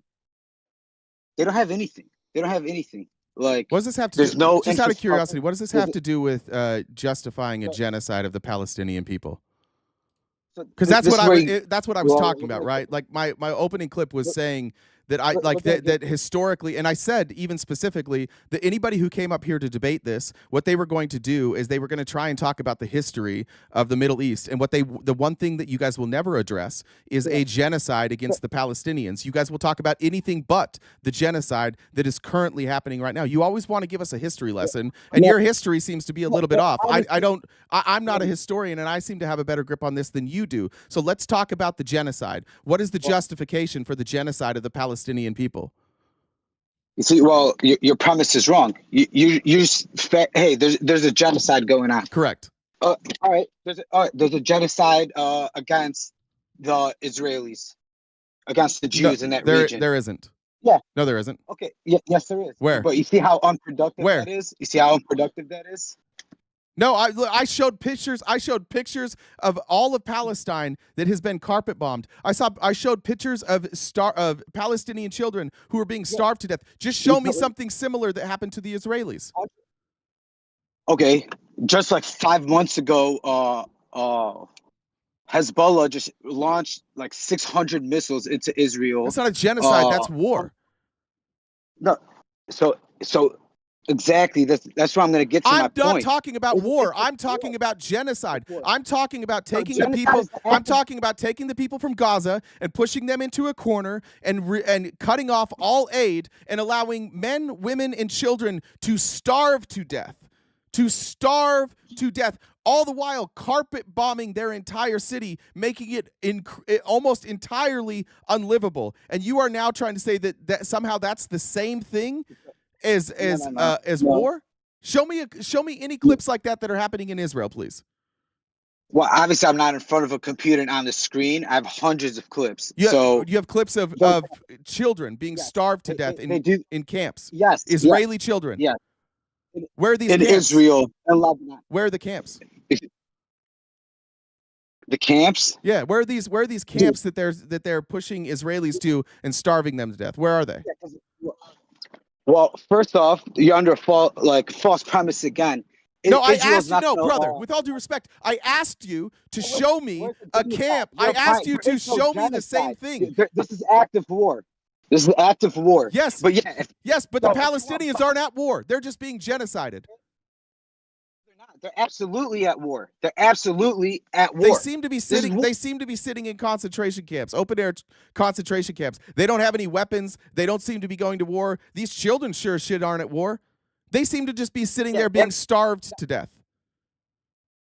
Dude, not every single person is going to be carrying a gun and going to war. But when you have a war in your country, so you're justifying the genocide. So you're justifying it. So you're claiming it's a genocide. There's no genocide. The population's been growing consistently over our lifetime. Yeah, is it consistently growing now? Is it consistently growing now? Or is it declining? Or is it declining? dude, it's been No, what? I'm only worried 3 about now. years? Why are you worried? Why are you talking about years before this started? Why are you talking about years before they started doing this? I'm only talking about right now. This was my contention the whole time. You guys are fucking terrified of having a mirror held up to your face and saying, explain these men, women, and children who are living in an open-air concentration camp where aid is being cut off and they're starving to death, and you keep wanting to go back multiple years. I want to talk about right now. The genocide is happening now. How do you know they're starving to death? You've never been there. You haven't been there either. Video, right? I saw video. Oh, they're saw faking video. it? They're faking the videos? Is that your contention?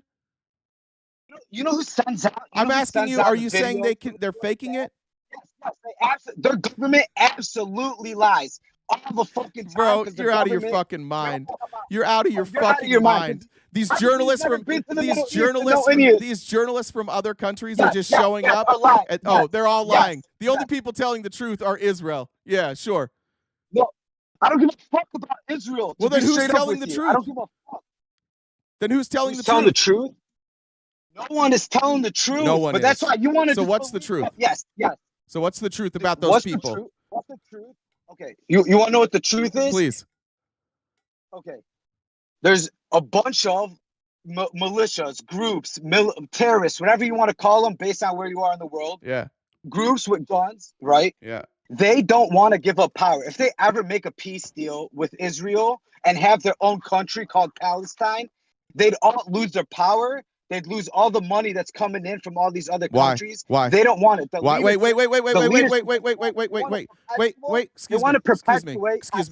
Excuse me. Okay. Where is your evidence that if Palestine became their own country, they would stop getting aid? They would stop. First off, aid doesn't go to the people there the same way it doesn't go to the people please, in Lebanon. no, don't be a bitch and run away from the question I actually asked.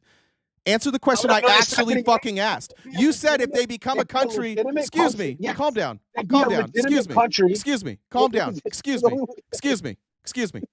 You made a claim that they would lose their aid if they became a country. What are you basing that on?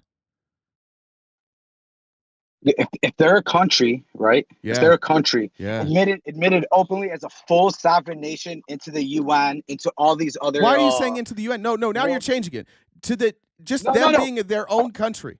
You're illegitimate. Because right now they're not a legitimate country. They're not. I know. So if they became a country, why would people stop giving them aid? They would stop because then you'd be obligated to remove Hamas leadership. No, you would. Why? Why would you be obligated to remove Hamas leadership? Then they'll never be a country. That's it. Okay, but you said you said that they won't be a country because people will not give them aid. People are giving them aid right now, and Hamas is leading. We've been giving them. The United States has been giving them aid. The Saudis have been giving them aid. Qatar's been giving them aid. Egypt has been giving them aid. Syria's giving them aid. Iran is giving them aid. Everybody in the UN is giving them aid. Europe is giving them aid. Everybody's giving them aid, and Hamas is their leadership right now. So why would them being a country change any of that? All the aid is going to war. Stop answering questions I'm not asking. I'm asking you why people would stop giving aid. Giving aid for like the poor, we'll do that all the time, no matter what. The aid to poor won't stop. Yeah, no the US or anything. Yeah, that's what I said. Yeah, but we're talking about aid for arms going directly to Hamas. The reason that the aid for arms is coming in is because they're at war and they're being genocided, and everybody in the whole world, except for like a handful of countries, the United States and a handful of others, agree that what Israel is doing is a genocide. So much so that the people in the Middle East, Qatar and the Saudis and the UAE, they realized like, hey, we could probably put an end to this if we just bring Trump over and give him a bunch of fucking money. And they did. And immediately overnight, he's like, you know what? Fuck Benjamin Netanyahu. Fuck that guy. I think we need to have peace. We're gonna have peace talks, and we're gonna drop the sanctions on Syria, and we're gonna open up peace talks here. He's doing what we've been begging him to do forever. All it took was a bribe. So now you don't even have the United States. It's just you. It's just you and your Zionist buddies who don't give a fuck about Palestinians who are denying that a genocide's occurring. It's just you now. We're the closest people to Palestine. Like what you're saying is where do you live? Funny. Where do you live? Lebanon. Lebanon. You said you're The from country that Lebanon. You're borders- telling me you live in Lebanon now? They'll be back there next month. Do you live there? I have to go. I can't live there. You know why? Well, then why do you keep Because saying we? Hezbollah- Then don't talk about we. That's not we. No, shut up. That's not we. You're an American. We're gonna talk. We as American. You're an American right now. But even America, even our own government now, This is even international, Donald Trump is saying, right? yeah, this is a problem. Yeah, of course it's a problem. Of course, we don't want war. But they Of say course we don't Israel's want the that. problem. Who says Israel's the problem? Trump. Trump never said Israel's the problem. Excuse me? Now you're putting words in his mouth. Trump never said Israel is the problem. He didn't say that. First of all, he didn't. no, he did not. He didn't. Well, Okay. What did he say? I would love to see Trump saying Israel is the problem. There's definitely a lot of killing. That's war, right? We can both agree killing happens during war. They're in war. What apparently you're worried about is you're claiming there's tens of thousands, hundreds of thousands of kids right now. Uh-huh. They're starving to death. Yeah. They're Why are they to starving to death, dummy? Pull that out of your ass. Why are they You starving? pulled that out of your All right, well, here's what Trump said. You just tell me. Trump said, we're going to handle a couple of situations that you have here. We're looking at Gaza, and we got to get that taken care of. A lot of people are starving. A lot of people. There's a lot of bad things going on. So I guess Trump agrees with me that people are starving. So did he pull that out of his ass too? Did he pull that out of his ass? Yeah, Sounds like he's saying the same shit I'm saying, doesn't it? There's no, he's not. No, he's not saying people are There's no- starving. When he said a lot of people are starving, what did he mean by that? You're saying there's an active genocide, obviously. That's your intention. Yeah, but you just said that Trump Don't didn't. ignore. You just said you said that I lied and said people are starving. Excuse me. Excuse me. Calm down. Calm down. Calm down. Calm down, you hysterical bitch. Calm down. You said that I pulled out of my ass that people were starving, and then Trump said it too. So I'm just wondering, did Trump pull that out of his ass too? Yeah, no, there's no more people starving than any average third world country that's not at war. Okay, but there you go. How about back that up with a statistic, please. How about that? How about that thing I just said that I can't back up? You're on the computer. How You're about on the that? computer and you got Devil Horn John. All right, what do you want? What do you want me to look up? Right, I'll just look What it up right country now. has the most people starving? Look up whatever you want to look up, and yeah, we'll see. So Somalia actively at war. What does that have to do with this? What does that have to do with any of this? South Sudan, Central Africa. Okay, so other So countries, South- other countries that are at war also have starving people. But remember, yeah, okay. People are starving. I don't know if you People know are this, starving here. but war and genocide there can be multiple genocides happening at once, right? Yeah. Yeah. But So what the fuck does it have to? What is bringing up the Congo, the Sudan, Haiti, South Sudan? What does that have to do with anything? I just don't want to admit that people are starving. Let's go back to the claim. The claim that you said is that I pulled out of, excuse me. You claimed that I pulled it, excuse me. You claimed that I pulled out of my ass that people were starving in Palestine. Then Trump said it, and now you have said, "Oh, but other people are starving too. But there's other people starving." But that's not what we're talking about. We're talking about whether or not calm down. We're talking about whether or not people are being starved in Palestine. I agree. Trump agrees. Do you agree? War. No, due to this war.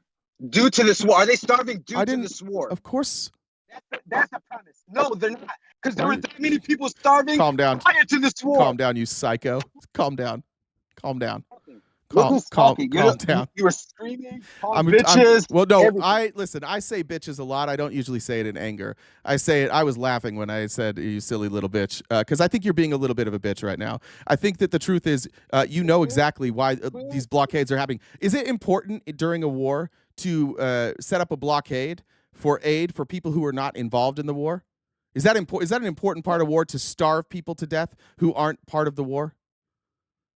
Dude, I'm from the Middle East. Excuse so me. I'll tell you right now. Excuse me. The question I asked was, excuse me. The question. Stop answering. No, because you keep answering questions I'm not asking. Excuse me. War's war. Let me. War Am I going to mute you or not? Excuse me. All right, you're muted. So nobody can hear you yet. I'll answer, or I'll ask the question again. Is it an important part of war to end aid block or to put up blockades for aid and starve people who aren't involved in the war? Is that an important part of war? Go. Am I unmuted? You're unmuted now. Yeah. Yeah. It is. Win a war by any means necessary. Okay. Well, I think you're. So I think you are a sick. So I think you are a sick fuck for saying that. I think that starving innocent people to death is sick and it's deranged, and I think that you're supporting it. And that was the point this whole time, is that none of you guys would be able to come up here and say that what I was saying wasn't true. What you would do up here instead is you would defend a genocide, and you're defending. Listen, brother, your volume is lower than mine. I have a mic. There's no use in you talking when I'm talking. Nobody can fucking hear you. So just chill. I'm saying that you're supporting a genocide, and you are. You think it's okay to starve people to death who are not involved in the war. You're speaking out of it. Correct? You're speaking out of ignorance. You're speaking out of ignorance. You're speaking out of stupidity, man. You think that because you lived in Lebanon that you know shit? You're dumb. You don't know what you literally just said. It's important to starve innocent people during war. We got to starve innocent people during war. It's very important to starve men, women, and children. I never said it's That important was to the do question that. I just asked you, and you said yes. You said that's the question I just asked you, and you said yes. In times of war, it's important. It's not important. It's a part of war. That's it. People are going to starve. That wasn't my question. This is my problem with you. You keep answering questions I'm not asking. My question was, is it important? Is it important? Yeah. Possibly, depending on what your goal is. Is it a war crime?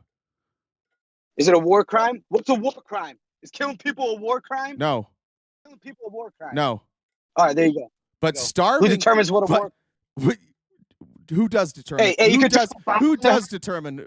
Who does? Hey, you could drop Excuse me. Who does? No, excuse me. Who does determine what's a war crime? Yeah. Who? What? UN Council Geneva Convention? No. Try again. Okay, then you tell me. The Geneva Convention. No, the ICC, the International Criminal Court. And guess what? Yeah. They've deemed it a war crime. Yeah, no one literally everybody agrees except for dumbass Zionists. Everyone agrees except for the people that don't agree. Literally dumbass Zionists. Yeah. The people that are perpetrating the crime don't agree. Shocker that the people who perpetrated the crime never been to the Middle East and believes what he sees on the internet. You've never been there. So you can't possibly know. Shut up. A war crime's a war crime. If you starve people to death, it's a war crime. The ICC has ruled that it's a war crime. What are you going to do? What are you going to say about? Well, but Israel said it's not, and I say it's not, so it's not. No. Yeah. Same amount of people are starving now before the war. No, they aren't. No, they aren't. Yeah. What fucking world do you live in? No, they aren't. A world that was done before. You fucking moron. 65% of those people before the war, 65% of those people were not even getting a meal a day. They're not getting. What the fuck? They're getting a scoop of rice right now. Are you out of your fucking mind? How come all these children have lost like 40 pounds? If they were being fed so well before, how come we see pictures of them emaciated now? You can see the before and after pictures. We're getting felt. No, dude, no. Just no. I don't like that one, so no. Bro, you're just a fucking shitbag. That's the truth is, you're just a shitty person. You're justifying the genocide. I'm going to mute you now. You're justifying the genocide of innocent men, women, and children, and you're doing it with the dumbest fucking points possible, where you're saying that this was all happening before. None of this is new. You know how Gaza used to look nice and clean, and now it's all blown up? No, that was like that before. You just like the cruelty, I think. Absolute moron. No, you're an absolute moron. Gaza used to look nice before. Yeah, want to see the before and afters? Yeah, I'll show the people. You want to see the before and afters? Before and after of Cleveland? You want to see a before and after of Cleveland? Yeah, I do, and I want to compare it. And I want to compare it to let's see, before and after of Cleveland. What years of Cleveland? So look at Cleveland today. Okay. But then type in Cleveland, and then look at those pictures. It looks worse than Gaza. But Cleveland so right now looks all right. We're gonna pull up Cleveland on the map here. And then pull up East, and then Be quiet. Be quiet. Thank you. East Cleveland. We're gonna pull up Yep. East Cleveland. Correct. Okay. What happened in East Cleveland? Did they get bombed? No, they didn't get bombed, but it looked like it did, right? It did. Okay. Let's. All right. For everybody that's here, you can see it if you go to the stream. But we're gonna zoom in on East Cleveland. All right. Here's what East Cleveland looks like. Looks like a lot of trees. Where's the part I'm supposed to look at that's so bad in East Cleveland? Those houses all. There's a golf course right there. Looks like Forest Hills. All right, so there's East Cleveland. All right, now we're going to look at Gaza. Let's go here. And now, hold on, real quick. Now we're going to look at Gaza. Fourth picture, sixth picture, eighth picture, 10th picture. What? On Google Images. That's where you're at, right? I can't see your stream. Yeah. Yeah. You can see here that those are collapsed there. These buildings are all collapsed here. Yeah, I think East Cleveland looks a lot better. Do you not see that you can look at any portion of a city, take a picture of it, right? That's propaganda. That's why you can't find any portion of Cleveland that has been carpet bombed. Yeah, we haven't been carpet bombed. Okay, well, Palestine has. You know why? Because we have government military. Because they don't have psychotic Benjamin Netanyahu deciding to carpet bomb the fuck out of them. That's probably why. No, it's because we don't have fucking psychotic terrorist groups actively. Sure we do. We do. We have the KKK. We got the Proud Boys. We got the Oath Keepers. We have psychotic terrorist groups who commit acts of violence. Wait, do they got RPGs? Do they got tanks? Do they got missile launchers, rocket launchers? They might. I don't know. Do they? Maybe probably not tanks. Yeah. No, but that's why. Do the Palestinians have tanks? I don't even know. Do they have tanks? Hamas does. Hamas got a lot of launchers, dude. Cool. I would have a lot of launchers too if I lived next to Israel. Wouldn't you? And then you'll never have a peaceful life. Yeah, so I know. If you just don't do what Israel says, why don't you just do what Israel says? Says man from Lebanon. Why don't you just do what Netanyahu says? Says man from Lebanon. Why don't you just lay down? Why don't you just lay down and take it? Yeah, because not everybody's a cuck, man. That might be your thing, but that's not everybody's thing. Some people don't want to live under the authoritarian rule of a psychopath. Yeah, hey, so some people, they don't want the best universities. They don't want running water, electricity 24/7, peace in their country. What are you talking don't want that. What are you talking about? Hey, why don't they follow What the are you path of talking Saudi about? Arabia? What are you talking about? Come on, Bahrain. What the fuck are you talking about right now? Why are you talking about universities and running water? What the fuck are you talking about? Those are what good countries have. Peaceful and prosperous countries. Look, there used to be a lot more running water and nice buildings before Israel bombed the fuck out of Palestine. It used to look a lot better than it does now. That's crazy. That's like if I come and I take a shit on your face and then I'm like, yeah, some people don't put shit on their face. Yeah, I wonder how it got there. I wonder why Palestine's struggling to have power and running water right now. I wonder why it's so difficult for them. Final point. I got to go back to work. Final you haven't point. made one point. No. You explained to me, right? Yeah. Why every single country, right? Right. That deals with Israel in, I don't even say a friendly way, just another country, treat it as another country, right? All have prosperity. They don't get bombed. What are you talking about? What countries are you talking about right now? Okay, let's talk about Jordan. Okay, let's talk about Jordan. Egypt. Okay, Jordan, Egypt, Saudi Arabia, Qatar, Oman, Bahrain, UAE. So those are countries that are right around. Every one of those countries has had violence in the last 3 or 4 years. Every one of them. Every one of them. Yeah. You don't think That's there's false. been terrorism in okay. Well, how about July 23rd, 20 how about July listen, excuse me. If you're going to deny all that, we can look at December 17th in Egypt, 3 security personnel were killed and 10 more wounded in 2 separate bomb attacks. September 23rd of last year, Interior Ministry said 3 policemen were killed while preventing a prison break by Ansar al-Sharia inmates. August 30th, Egyptian Army announced that 73 military. Yeah, exactly. You just said all these countries don't have any problems. Are you just trying to say like that you have a problem with Muslims? Is that what you're trying to say? Absolutely not. Dude, you're an absolute. I'm just wondering what the fuck you're doing. You said there were no problems in any of those countries. Every one of those countries has problems. So now I'm confused what the fuck you're talking about. Because you're like, how come none of these countries have problems? And then I tell you the problems they have, and you're like, yeah, see? And I'm confused because your point was there were no problems, and now I'm naming the problems, and you're saying, see, told you. And it seems like you changed. From a Hamas allied group in Israel or in Egypt that killed 3 people. What'd you say? You out of all that, you're able to name, out of the 7 countries I named, you're able to name 1, Egypt, that had 1 problem.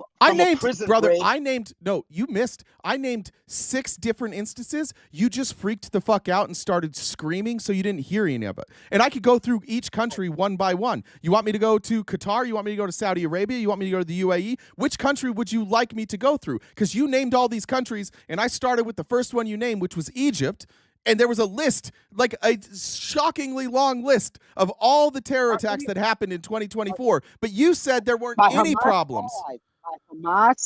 Hamas is mostly just dealing with Israel. Hamas isn't really a problem outside of Israel. There's other groups that are problems outside of Israel, but Hamas is mostly just a problem when it comes to Israel. You don't know for a guy from Lebanon. You sure don't seem to know what the fuck's going on over there. No. You definitely don't know what the fuck's going on over there. Everybody in the chat knows that. Again, I don't know a great deal. I don't know a great deal about the Middle East, but it seems that I know a lot more than the guy from Lebanon. Stop screaming over me. Nobody can hear you if I'm talking. My mic is louder, so you're just shouting to nobody. It sounds like it's just let me go. You don't seem every claim you've made so far, we've debunked. You're raging. It's absolutely false, dude. It's absolutely false. All right, man. Have a good day. All right, thank you. That's about what you expect out of the Zionists. Amy Lynn said, is he now talking about Republicans screwing up water, schools, universities? Steven said, I'm from Ohio. Does that mean I know how to grow corn? Yes, it does. And it means you exclusively grow corn. Mary said, please end this. Pray for us. Amy Lynn said, starving people is a war crime. Tanya said, thank you for the super chat there, Tanya. Lisa Klee said, doctors have reported that Palestinian people are starving. Even the health workers only get 1 meal a day. They are begging for food. Yeah, I watched, there was a food drop this morning. It's insane. I don't know why. I really don't understand why we can't. If I have this conversation with a Republican offline, which I did, I think maybe yesterday or the day before, I promise you we find common ground on this. It's just that when you get put in front of an audience and you have to go against the narrative, that you get nervous that you're going to be wrong. But Trump changed. If Trump can change sides, why can't you guys change sides? The guy literally said nobody's starving, and then Trump's like, yeah, people are starving. And he'll still go back and he'll throw on his MAGA hat and he'll just pretend that Trump didn't say that. If Trump can change his mind, can you guys? Like, do you need a bribe too? We'll bribe you. With compliments. That's what we'll bribe you with.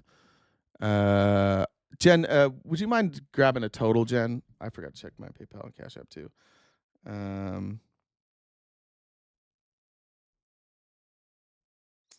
Wasn't me said, here's for a tranquilizer for that psycho twat. Goddamn.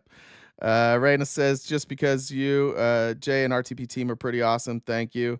Natalie said, because you're awesome, Jen, that includes you. It's mostly Jen. Now's the time in the show where in the chat we compliment Jen. It's everybody's favorite time. Tell her how much you love her. Tell her how much she means to you. She loves that every day. All right, we're going to talk about Kristi Noem.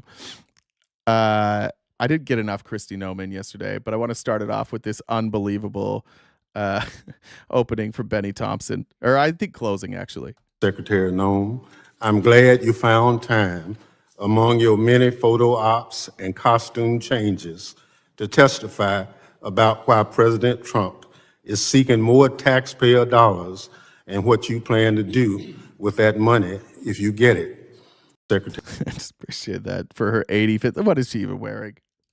I appreciated that. She's just a propaganda person. We've talked about this, but they just put people that they think look good up there. They don't have to sound good or make any sense. They just look good at them. But watch the Republicans in the chat will be like, she's hot. Here's Representative Julie Johnson to Nome pointing out that nobody knows who these ICE agents are.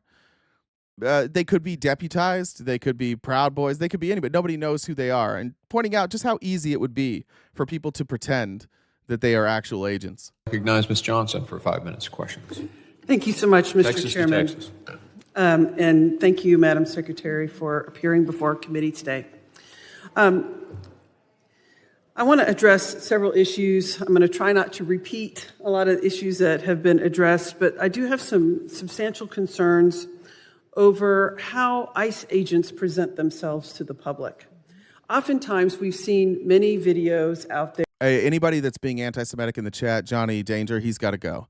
We're not going to tolerate anti-Semitism here. We can talk about how Israel is bad, but we're not going to do anti-Semitism here. You can go back to, maybe Nick Fuentes isn't live right now. You can go back there and jack off to pictures of Nick Fuentes, but we're not doing anti-Semitism in the chat. There where they're masked and not properly identified.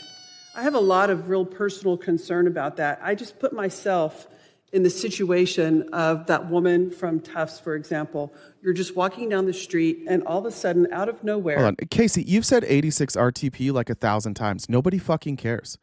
You're trying to get a rise out of everybody. I started the show with 86. It means to remove me. Go ahead. Report me. Try and get me canceled. Nobody gives a fuck, man. I'm sorry that your attempt to make people outraged isn't working. It's just your side of little bitches who saw 86 Trump and lost their fucking mind. And so you're trying to play the same game that your people are talking about right now. Like, if you want to talk to bitches and you want to talk to people who are thin-skinned, just go talk to Republicans. You can write 86 RTP all day long. Nobody fucking cares.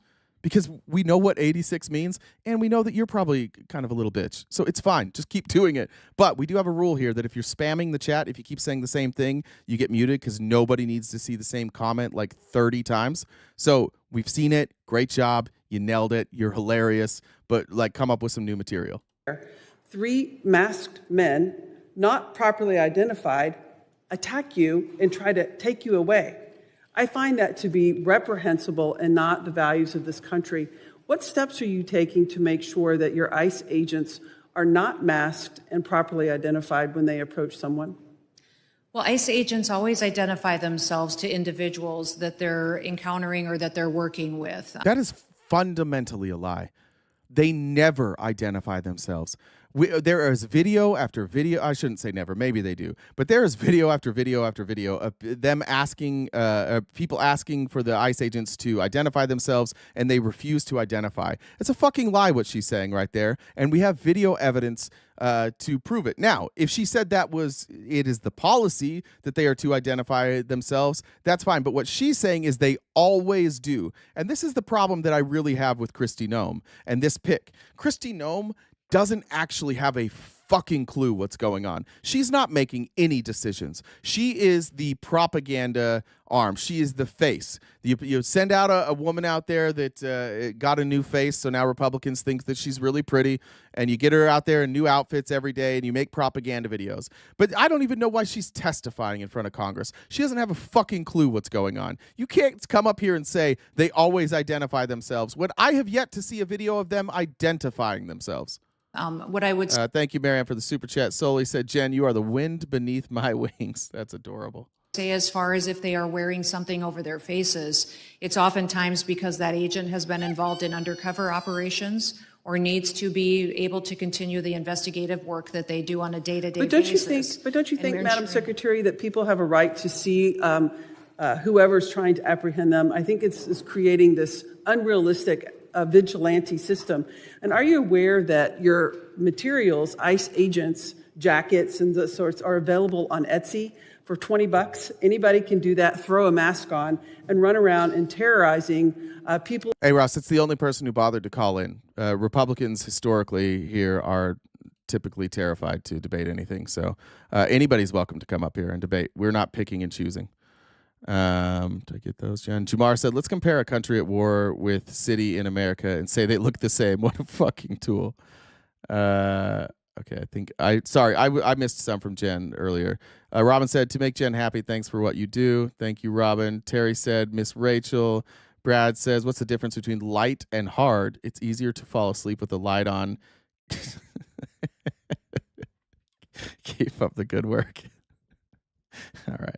Of color without any regard for the law, without any regard, because your agency does not have proper protocols to make sure their agents are clearly identified and marked when they're executing their jobs. Our agents do identify themselves. They verbally do that, and then also by the clothing that they're wearing. And if they do have something that is covering some of their facial features, it's for their investigative work or their undercover work that they do as a part of their job duties as well. What I would say is that it is important that we follow the procedures and protocols for every encounter that we have, and they have done that in every situation to the best of my knowledge. I would suggest that your protocols need to be revised because I don't think it's reasonable for masked men to be apprehending people on the streets. I think that instills a lot of fear. It doesn't instill security in the process. And in states like Texas, that is open carry when any jackadoo can be walking around with a gun. I think some tragic circumstances are at bay. It's a good question. Like, how would you know? Like, if you saw somebody that was detained by ICE, thrown in a van, and then you lost it, how would you know? And this is going to matter. Like, as we get more into the show, like, this shit matters. Because ICE is making a lot of claims. And they are claiming that they have rounded up a lot of people. And they've claimed a lot of crimes committed by these people. And almost every time we look into it, their claims are incorrect. Whether you agree with what the deportation or not, I do think it is wild to say ICE should be able to do whatever they want, wear masks, not identify themselves, not report on where they took people, and not report to Congress. I'm very I don't know why we're not more concerned about what's happening with these ICE agents. In what country? Like, is it okay to have like masked thugs just come and cuff you and disappear you? This is Russia shit. This is Germany shit. This is North Korea shit. This is El Salvador shit. And I think that the reason that most of you don't care is because you're white. But if you're somebody who's Hispanic or Hispanic adjacent, just look Hispanic. What if you have kids? Be honest, do you feel comfortable that your kids are not in danger? Do you feel comfortable that you're not in danger? Like 100% comfortable. Do you? I don't think I would. The amount of mistakes that they've already made, putting people in jail, deporting people who they had no right to deport or to put in jail, the amount of mistakes that they've already made, and then when they make those mistakes, their unwillingness to reverse those mistakes. If I was a member of the Hispanic community, I would be terrified to go anywhere. And if I had kids, I would be even more scared because they'll disappear your kid too. And when Congress says, hey, tell us about it, they go, nah. And when the Supreme Court says, bring him back, they go, nah. Like we're so far past, like, is this fascism or is it not? It's fucking fascism. The Constitution currently is inoperable. That's where we're at. And we have a choice right now. And the choice is we can go forward with an inoperable constitution and let Donald Trump do whatever the fuck he wants, or we can get back to what our founding fathers planned and we can have checks and balances. And we got a bunch of dumb fucks in here who are like, I don't like checks and balances. I just need Daddy Trump to be in charge of everything and make unilateral decisions. Yeah, that's a good point, Amy Lynn. That's called transparency. We don't have transparency at all.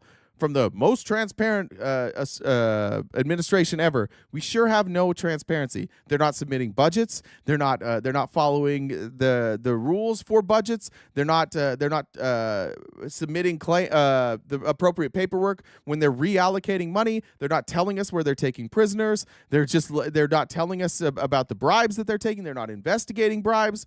This administration is just doing whatever the fuck they want, and you guys are cool with it because it's what you want.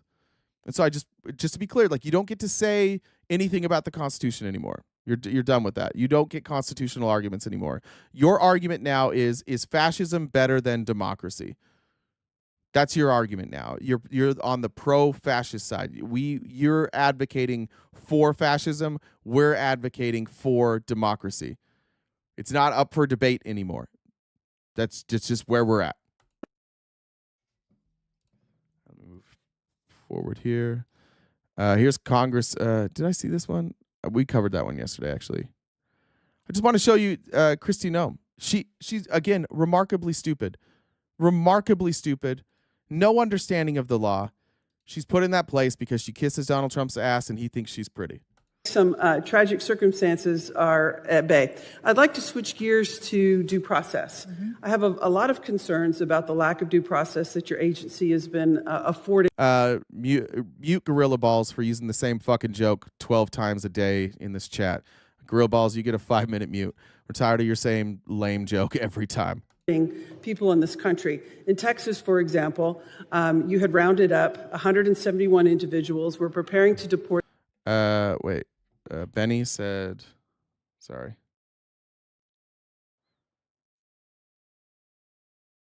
I don't understand. Jay, please say out loud your PayPal RTP Media for a friendly in the chat. The PayPal is RTP Media. Is that what you're saying? You didn't send something, right? I don't see anything in there that was sent. Darnell said towards the goal. Thanks, Darnell. And Swish said for educating these baby back bitches. Let me start this over.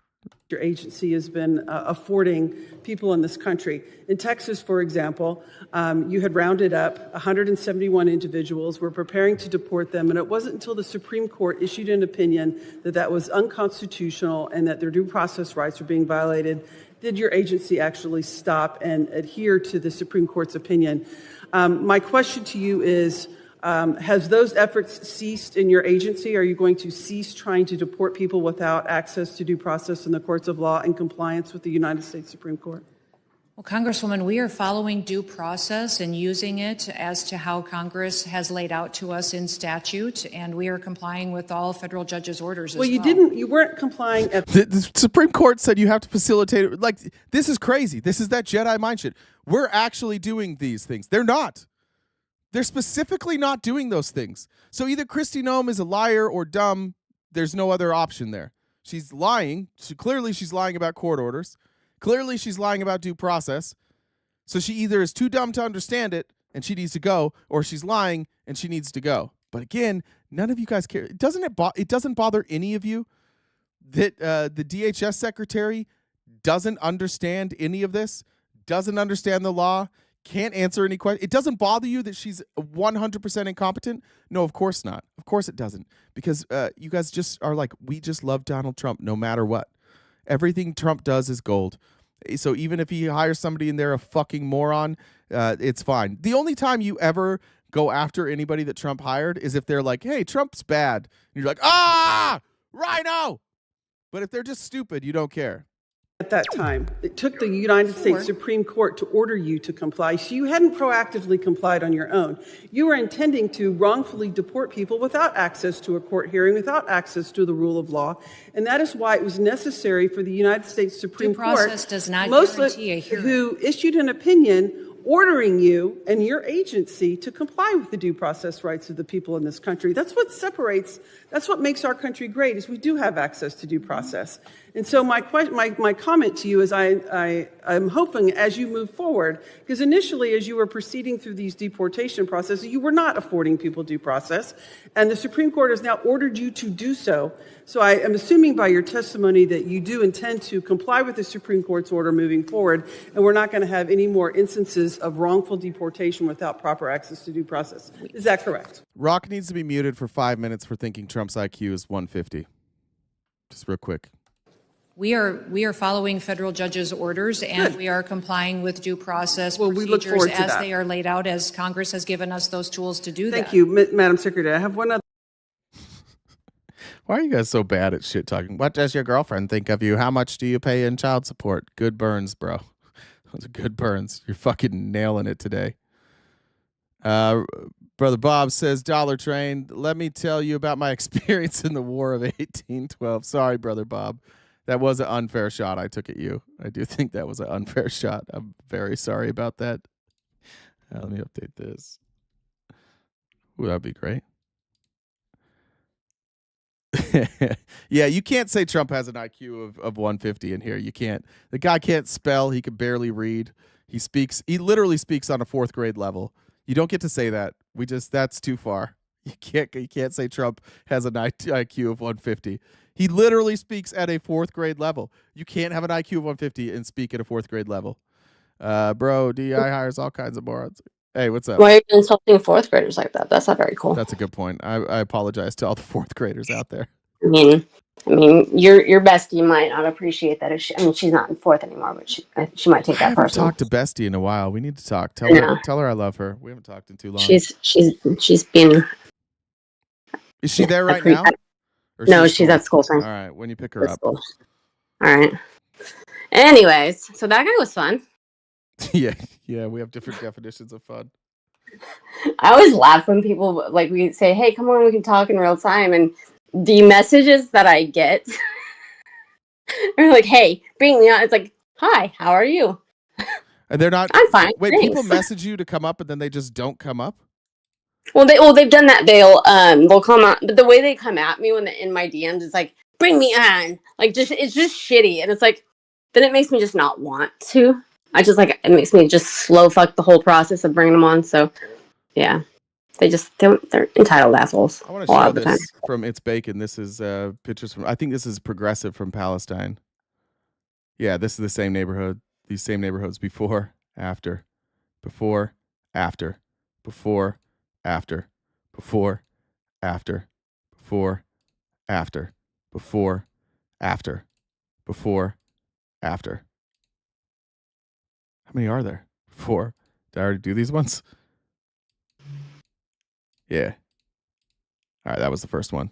There's the before and afters. Not a lot of shots like that in Cleveland. I wasn't able to find any parts of Cleveland that were carpet bombed. Yeah. Well, so we've got about 25 minutes or so till Friendly Friday. Friendly Friday. So we'd like to get closer to finishing off that gift goal. So if you guys could help us out with finish us off, guys. Finish Jay off. He loves to be finished off. So Venmo, Cash App, PayPal, Super Chats all go towards finishing Jay off. So if you guys could help us out there. If you haven't already subscribed to us on Twitch, you can use your Amazon Prime sub on Twitch, and we've got regular subscription on YouTube, and we've got 4 different memberships if you'd like to support us that way. And Chris, fun fact, if you type in all caps, it's just going to get you timed out. We just don't do that, so no one's going to read anything you say if you type in all caps. Anyway, so the last guess, like how he got on, is you just DM me on Discord. The Discord username is the same as the Venmo. So Jen, 2 N's, Dub, 2 B's, the number 1. And I can bring you on to talk to Jay, like our last awesome guest came on. And if you check out our link. If you want to get up quickly, include a shirtless picture of yourself too. That's Jen loves that. Jen, if you're a guy and you want to get on here quickly, jeans and a shirtless picture, send it to Jen. Holding a fish is good too. We like that. I'll probably make fun of you just in general. I save receipts for everything. Anyway, check out our link tree we're on most other socials in our merch. So yeah, how many birds does it take to screw in a light bulb? I don't know. I don't give a flock. That's not bad. 2 can. Oh, that's pretty good. All right, Dan Halen, you'll debate this liberal. You just were told how to do it. We'll see how well you are. If you can't figure out how to debate by getting up here, then we're going to know that you weren't ready. But Dan, I look forward to talking to you. Actually, I had an interesting exchange. This will maybe be a preview. Since I didn't do it, I can't get in trouble for this. Some of you who are new here or that aren't new here know that I went recently to Los Angeles and I filmed an episode from Jubilee. One of the creators that was there on the opposite side of the aisle, cool guy, his name's Stephen Kent. He tagged me in this morning. He said, Adam says something at 35 seconds that you said at middle ground, and it changed my mind of the horrible father prompt. You were talking about what constitutes a good coach or a bad coach. You were right. I got cut off before I could agree. So one of the prompts it was about fatherhood and what constitutes a good father. And I wanted to show this. Just shout out to my conservative friends. Shout out to Stephen. This is what he was talking about. Well, you can't be a great father if you're a great father to some of your kids, right? And he's allowed to be reckless and create children from all over the country because he's rich. And that's not what a great father is. So in many ways, the idea that a man is only an income earner, that's his only use, well, then that guy gets to be reckless and create children all over the place, and no one bats an eye. Oh, he can afford to do that. That's what it becomes. You probably wouldn't mock these rich men. That might give you an idea of some of the things we debated at. I left out the name on purpose, but there's just a little preview. And I just want to say hi to my friend Steven. What do you say, Jen? Marlene says helping finish off Jay. Not Nurse Buckholt. No, Marlene. Helping finish off Jay. Jen is a shining star in the progressive galaxy. That's adorable. Thank you. Marlene was the last person on Earth I thought would respond to that. I love Marlene. You're wonderful. All right. Democrats, what did you do about missing children? Brother, get the fucking Stacy. We see it. What did Democrats do with what children, Stacy? Is that like TikTok, Stacy? Katie says to help finish you off. Appreciate you guys so much. Thank you, Stacy. I think it's pretty much done. Go. I don't know which children you're talking about. You're gonna have to come up for that. Where do I want to go? We got an hour, or I guess like 20 minutes left. Let's just do the 86 thing. So I showed you guys the 86 that James Comey tweeted out. Here it is again. If you're just getting here, this was the tweet. He just put 86-47, and Republicans lost their mind. And it's kind of a funny thing. Like they think we're upset about this stuff. It's a weird projection. Like they got upset, and then they're pretending that we're upset. So like they got upset that somebody said 86. Then they come into the live and they're like 86, and nobody fucking cares, and they can't figure out what to do with it. But here's Tulsi Gabbard doing her best on Fox News. This is what Tulsi Gabbard says: if you say 86 Trump, what should happen to you? Do you believe Comey should be in jail? I do. Oh, any other person with a position of influence that he has, people who take very seriously what a guy of his stature, his experience, and what the propaganda media has built him up to be, I'm very concerned for the. When was the last time anybody saw James Comey? Like, I don't know what you're talking about. We don't love the FBI either. James Comey is a Republican who told the truth about Trump and got fired. And the only reason that he got attention was because it was nice for once to see a Republican stand up against Trump. But like all Republicans who stand up against Trump, you run him out. And now we're saying he should be arrested for saying that we should remove Trump from office? Oh.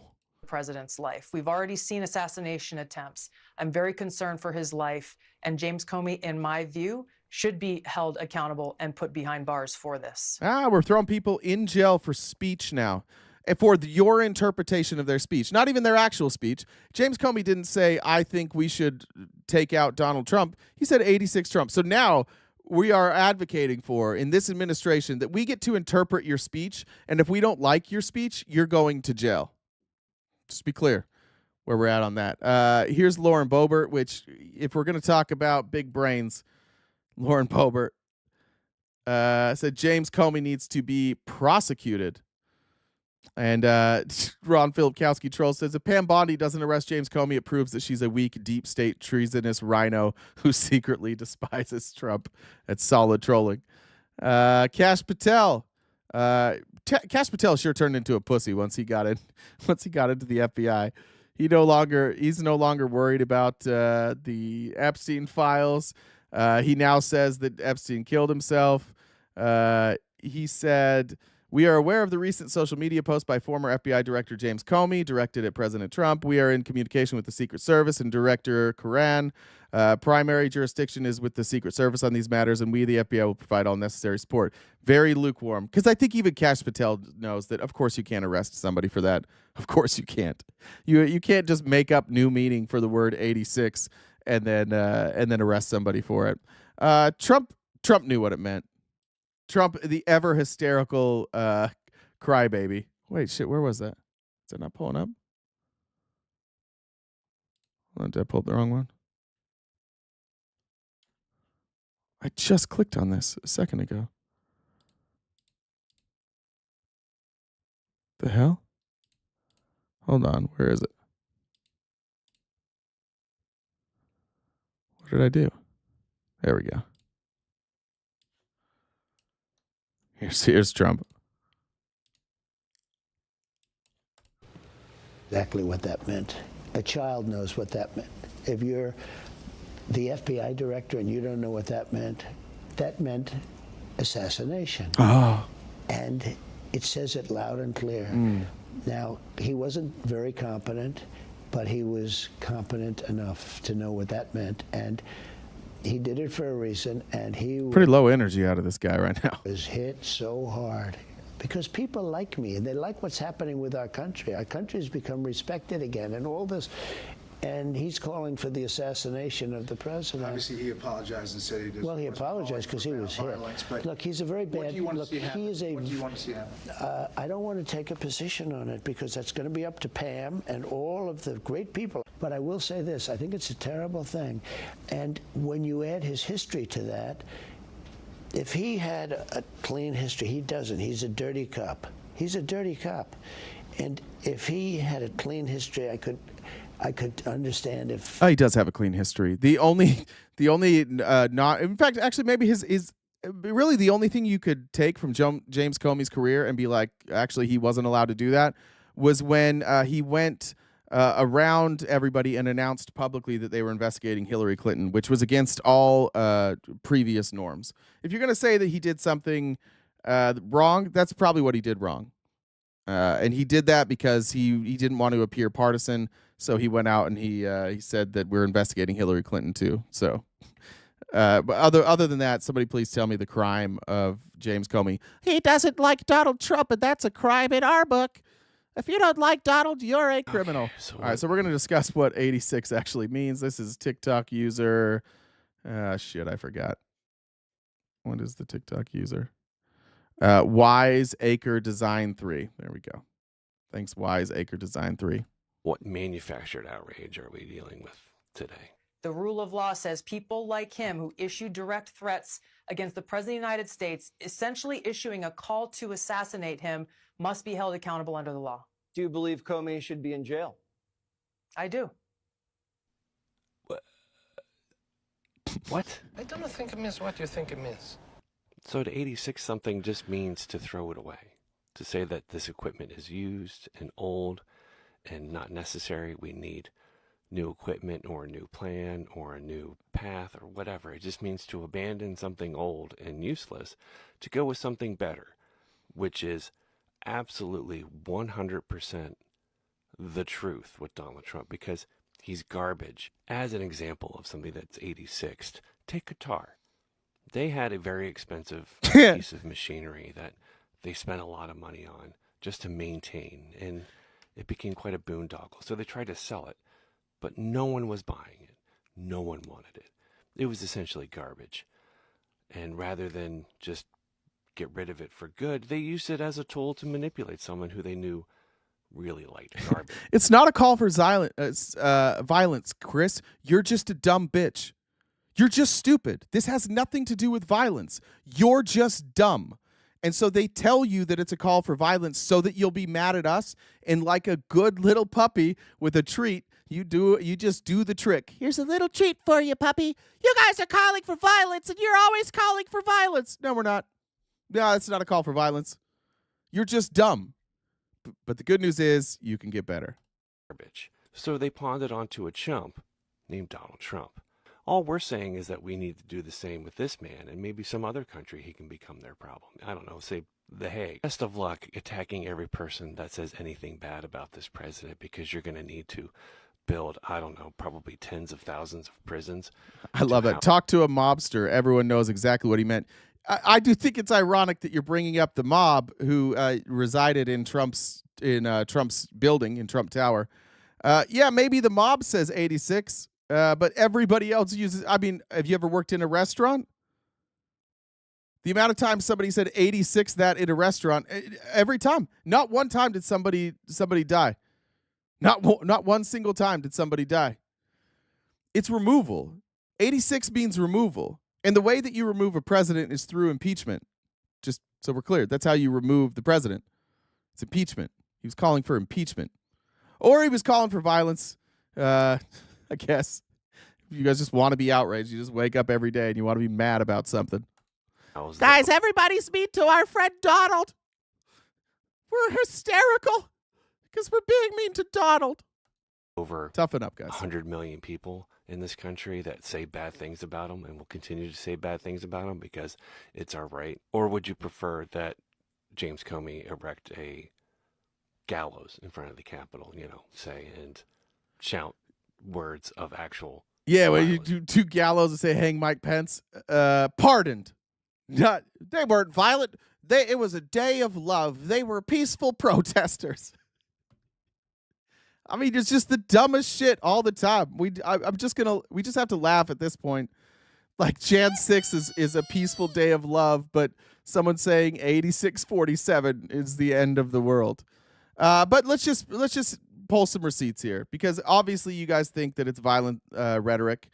This is from the Bulwark. On November 22nd, in a Fox News interview, Trump defended the actions of his supporters who were caught on video shoving, punching, and kicking a protester at a Trump rally in Birmingham after the man interrupted the rally by shouting, "Black Lives Matter." According to Trump, maybe he should have been roughed up because it was absolutely disgusting what he was doing. He had the audacity to say Black Lives Matter. Disgusting. We all know on our side that Black lives don't matter. Maybe he should have been roughed up because it was absolutely disgusting what he's doing. I have a lot of fans, and they were not happy about it. And this was a very obnoxious guy who was a troublemaker who was looking to make trouble, so fuck him up. December 22nd at a rally in Michigan.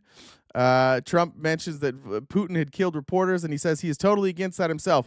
I hate some of these people, but I'd never kill them. This comes on the heels of an earlier controversy in which he seemed to downplay Putin's murders of journalists and political opponents by saying that our country does plenty of killing also. Pointing at the journalists, he repeats, I hate them. These people, honestly. I'll be honest, I would never kill them. I would never do that. And then after taking a showman's pause to imply uncertainty or hesitation, let's see. No, I would never do that. At a rally in 2016, Trump announces he's been warned about tomato throwers in the audience. If you see somebody getting ready to throw a tomato, knock the crap out of them, would you? Seriously, just knock the hell. I promise you I'll pay for their legal fees. I promise. Nonviolent heckler in Las Vegas. Trump says, you know what they used to do with guys like that when they were in a place like this? They'd be carried out on a stretcher, folks. I'd like to punch him in the face, I tell you. March 4th, Trump says, get him out. Try not to hurt him. If you do, I'll defend you in court, which he's not a lawyer, so I don't know. And by the way, his lawyers owe for a lifetime in court. You don't want Trump's lawyers defending you in court. They're really, really bad at defending him. Anyways, there's a whole, but you can read this from the Bulwark. I'm not going to go through all of them, but there's some more that I'll show you here. But you can go through the Bulwark and see that. Here is a retweet from Trump.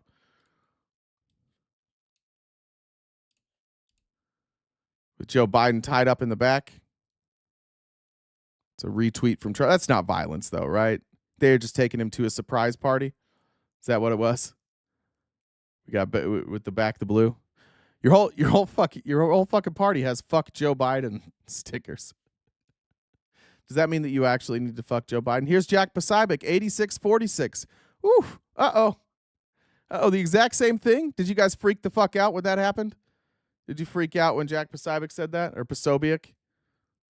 And then look at Posobiec. Holy shit! I can't fucking believe it! Holy shit! Oh. Holy shit! Oh. Holy shit! Oh. You guys just like being outraged. You just like being victims. You wake up every day and you go to the internet and try and figure out how you're going to be outraged today. How about Elon's tweet here? Did you guys freak out about this?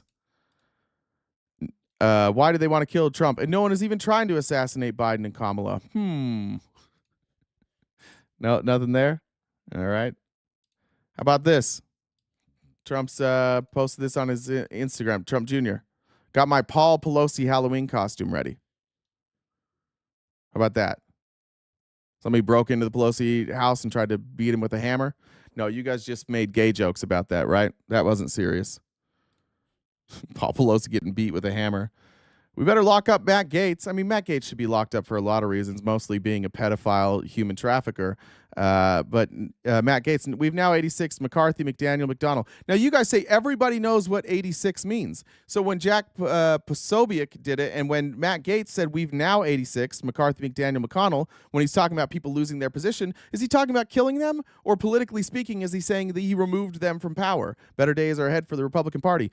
Oh, so when they've 86 them, it's not violent. But if somebody else says 86, by the way, once again, James Comey, Republican. That's your side. It's just your people. You guys talk like that. It's not even a liberal. That's just James Comey, a cop, a Republican cop, saying that Donald Trump is a traitor, which he is. Amy said, Trump bringing in criminals from Mexico, El Chapo family. Yeah, I saw that. Yeah. Trump had a weird day yesterday. Here was his speech to the troops. I'm starting to think that this guy might not know anything about history. Just somebody tell me when this event happened. For World War I, because we won that war too. But think of it, I'm calling. Now, we love France, right? But I think we did a little more to win the war than France did. Do we agree? You know, I don't want to be a wise guy.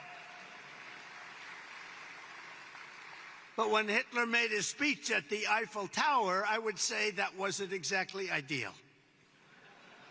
Mostly because it didn't happen. Mostly. And I don't know if we had a bigger role in the war than France. I mean, we were late to get to the war. I don't know. I know that Russia probably gets more credit than or should get more credit than we do, or the USSR. And I called up the president. He's literally green. He put on his army paint. I don't want to clash too much with the soldiers behind me. Macron, good guy, by the way. Also, why are all these soldiers laughing out of curiosity?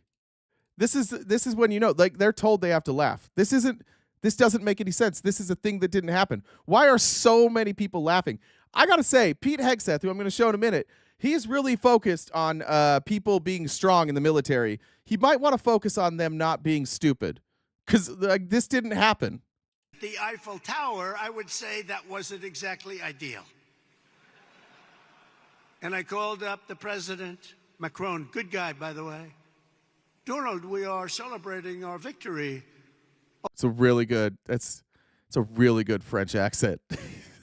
Donald, I think we are celebrating our victory. I don't know if he's heard the French speak before. It is hard to do a French accent. I'd recommend not trying it. Over the Germans. Oh, that's wonderful. No, we don't take credit for what we do. And I said, what the hell? Every country I've spoken to in the last week is celebrating the war but us. Isn't that terrible? Yeah, it was a little different for them because what they were doing is they were fighting off invasion into their own country, and we weren't. And so it's a little different from them. Like, our sovereignty from Germany was never really in question. Even our sovereignty from Japan was never really in question. But there were real questions about whether or not France would continue to exist.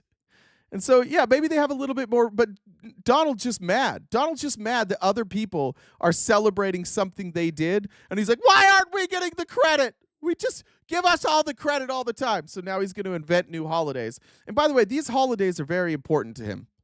And we respect the military very much. And as a country, we need to celebrate these holidays. And we're going to celebrate them in the way that America knows how to celebrate. Isn't that terrible? So we're going to be doing holidays, but I said it has to be a working holiday because you can only do so many of them. We have a lot of holidays. I'm not so sure we should have them, and you don't have to go to work. Our country has to go to work. Yeah, sorry, we're going to give you holidays, but you motherfuckers are going to go to work. That's how important this holiday is. That we're not going to give you or veterans time to celebrate it. We're just going to call it the day, but you motherfuckers are going to work. Remember, for world. That's as American as it gets. What did you say? It's something about Americans got worried when the Channel Island were taken over. Britain was taken over next. So America, look, I understand that they were worried about. I don't think that's correct. Honestly, I don't think that's correct. I don't think Americans thought Germany was going to take us over. I really don't. I might be wrong about that. Canine Nick, you can send me a DM if you have stuff on that. I'm not a scholar. That would be news to me.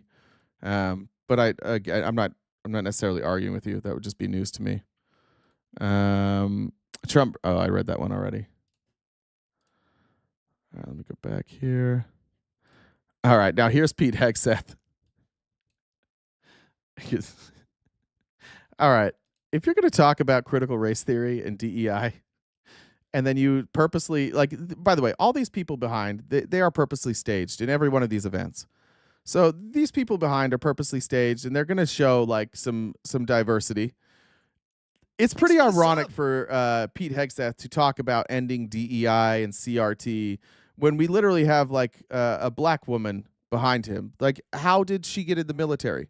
Just out of curiosity, how did that happen? I think it was wokeness that got her in the military. He doesn't believe women should be in the military. This is a wild thing to say with a woman directly behind you.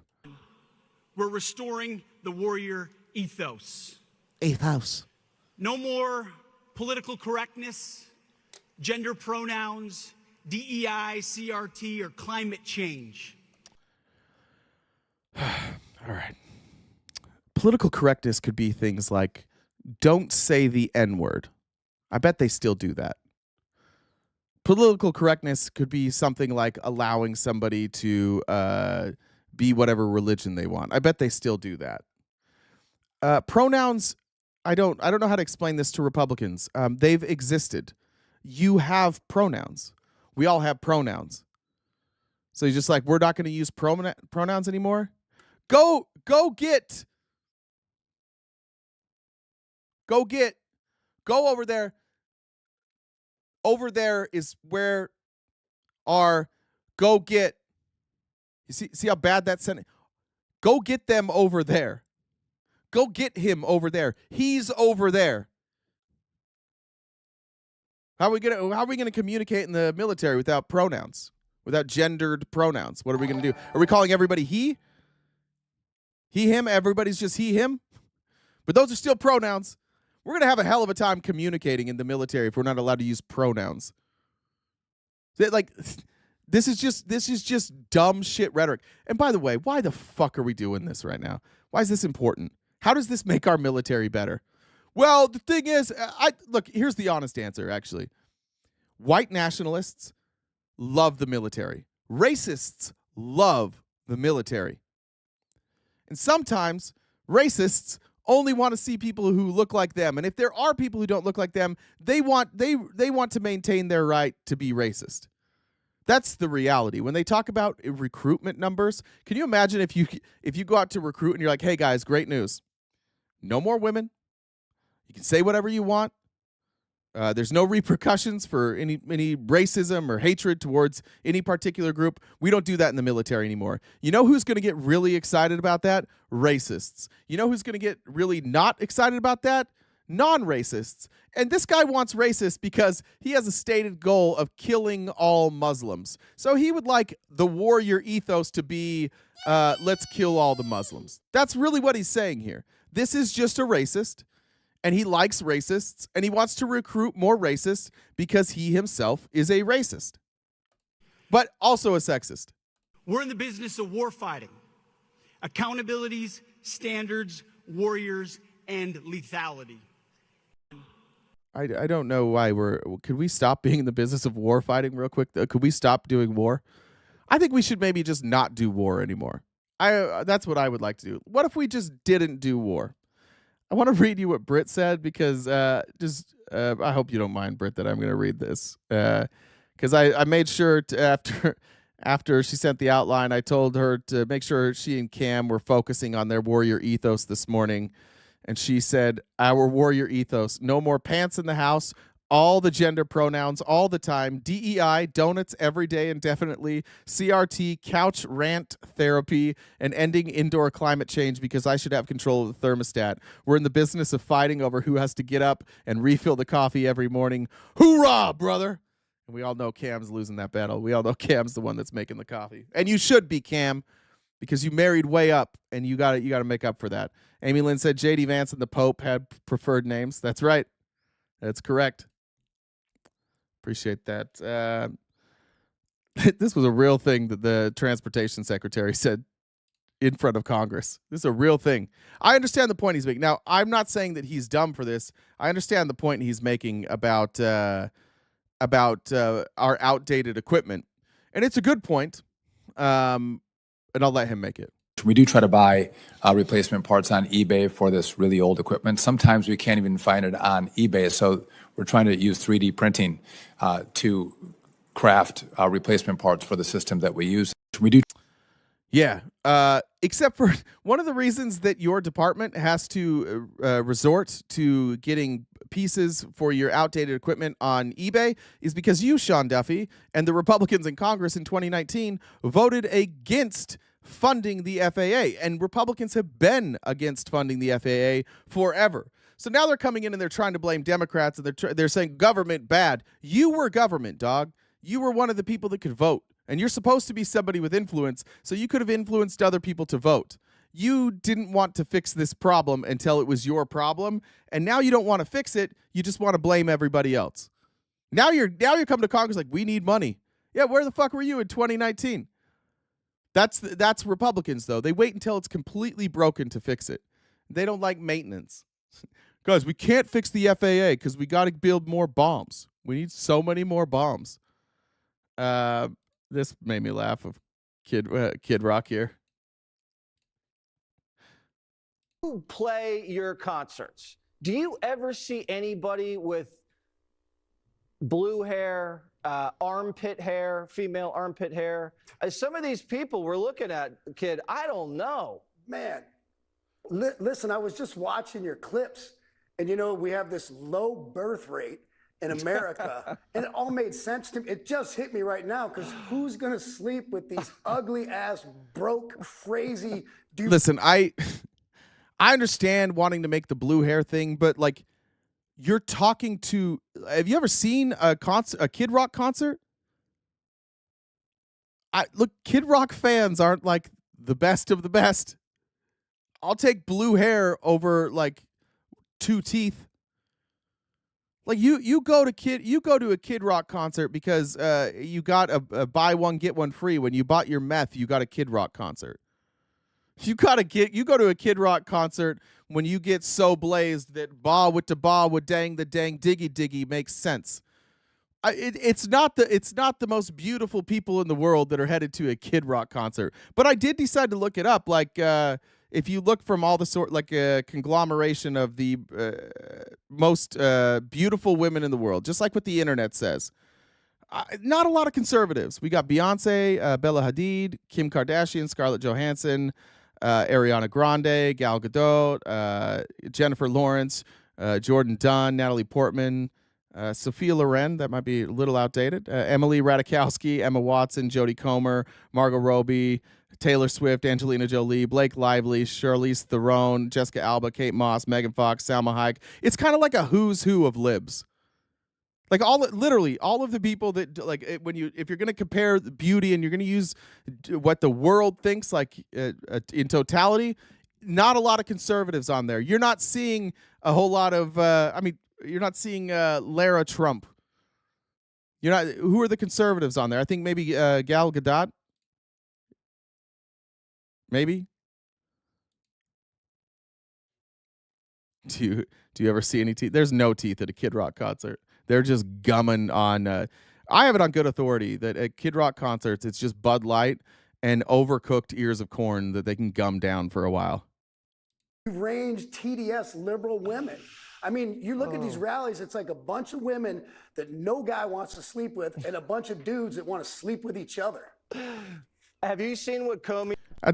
That sounds like perfect for women. What, all the men there aren't going to sexually assault you? That's great. How great would that be, women, if you could just go out in public and not be accosted? At my concerts, men are grabbing everything. We have rules at our concert. Consent doesn't matter at a Kid Rock concert. Listen, Gail tried to save the world. She did. I just know she's a Zionist. I don't know what, like, her other views are. I just know that she's been vocally. And somebody said she was in the IDF. I think that's true. Yeah, I mean this idea, like, the richest people are the richest people are liberals. All of Hollywood is liberals. Most people in modeling are liberals. So who are all these conservative women that they keep talking about that are beautiful? Like, look, like the Fox lineup. Is that what we say? Like, you You go to lineup, Fox and CNN. Like, I don't know. I think this idea that like only good looking people are only good looking that are conservative are weird. But a dude who's been looks like he's been doing meth for 30 years and singing about ba with the ba, he might not be the best. All right, we're at Friendly Friday. Let me get through this real quick, because I just want to do this. This is okay. Listen, I want to be very clear on this. I have no problem with anybody saying what Trump said here. You can say whatever you want. It's fucking weird that the president said this. It's weird. He's obsessed. Trump tweeted out, has anyone noticed that since I said I hate Taylor Swift, she's no longer hot? I'm fairly certain she just got done with like the most viewed world tour of all time. The most lucrative world tour of all time. She's one of the 5 most popular human beings on Earth. Meanwhile, Trump's ratings are tanking. And he decided this morning to wake up and he tweeted this. Longest and record-breaking tour. Yeah. He decided he was going to tweet this morning. It's the fucking president. Again, I don't care. Like, if you wrote it, I wouldn't care. This is a weird thing for an 80-year-old man to wake up and think of.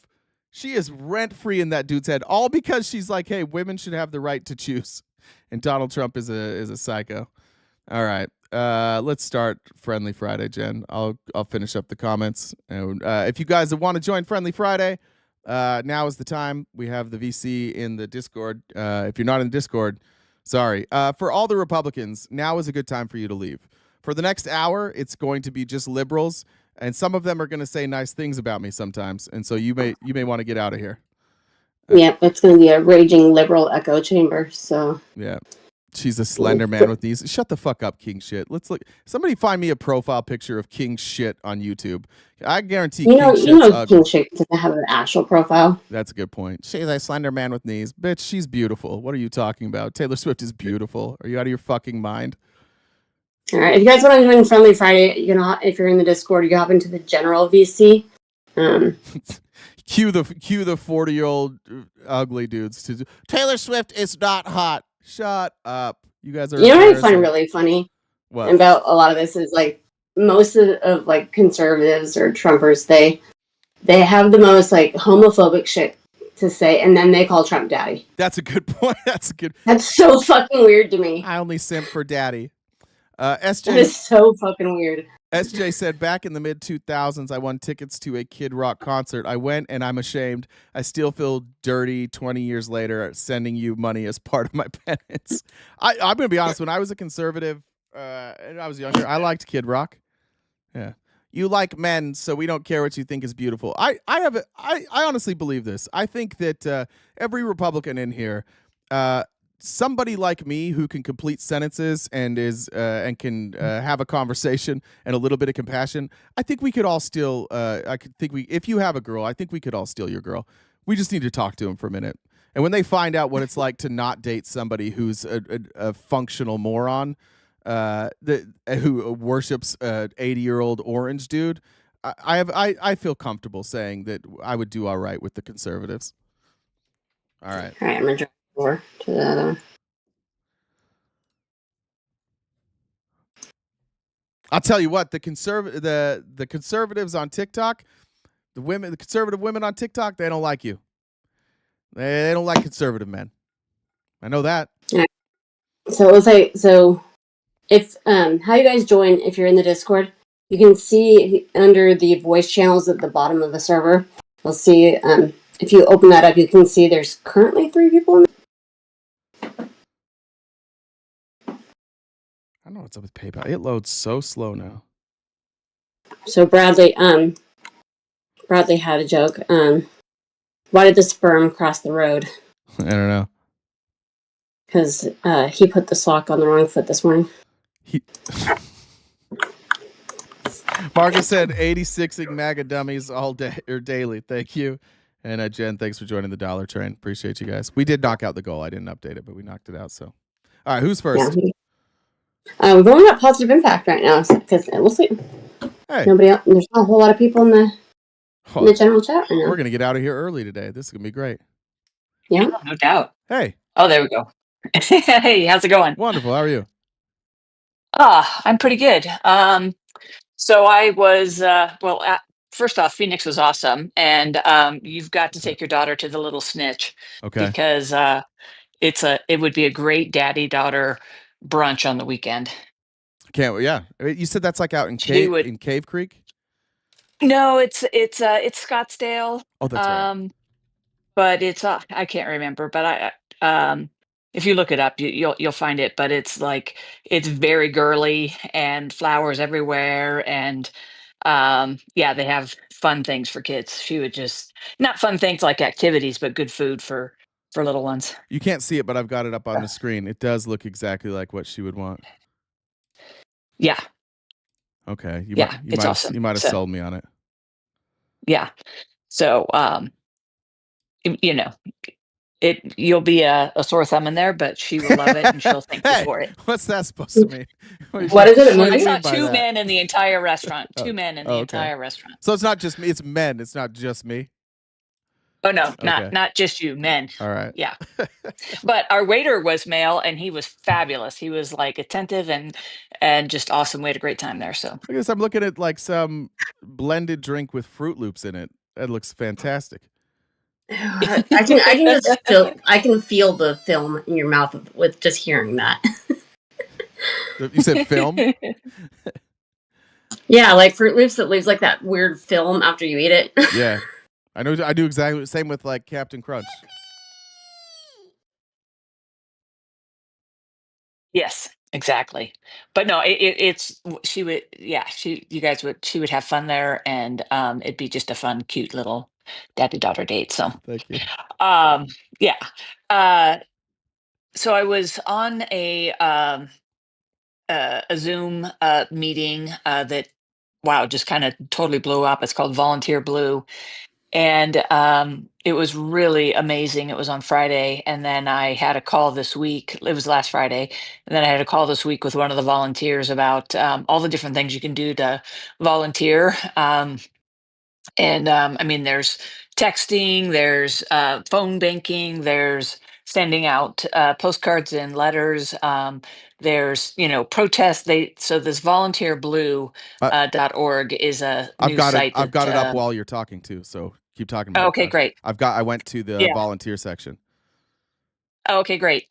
And anyways, it's really awesome. And they can fit things, and the coaches will help you think about what you could do and what you have time for and what makes sense for you. So I'd encourage anybody who is feeling like they need to do something. It's a great way for you to be able to contribute and fit it into your schedule and feel like you're making a difference. This is cool. Yeah, thank you. All right, it's volunteerblue.org. Yeah. That's awesome. Looks like Arizona. Yeah, and they're kind of an aggregator of all the different initiatives that are going on. They're trying to be like the one place. So and if you're organizing something in your community, it's great to reach out to them to get it on their schedule so that they can help you get volunteers there. So, well, hot damn.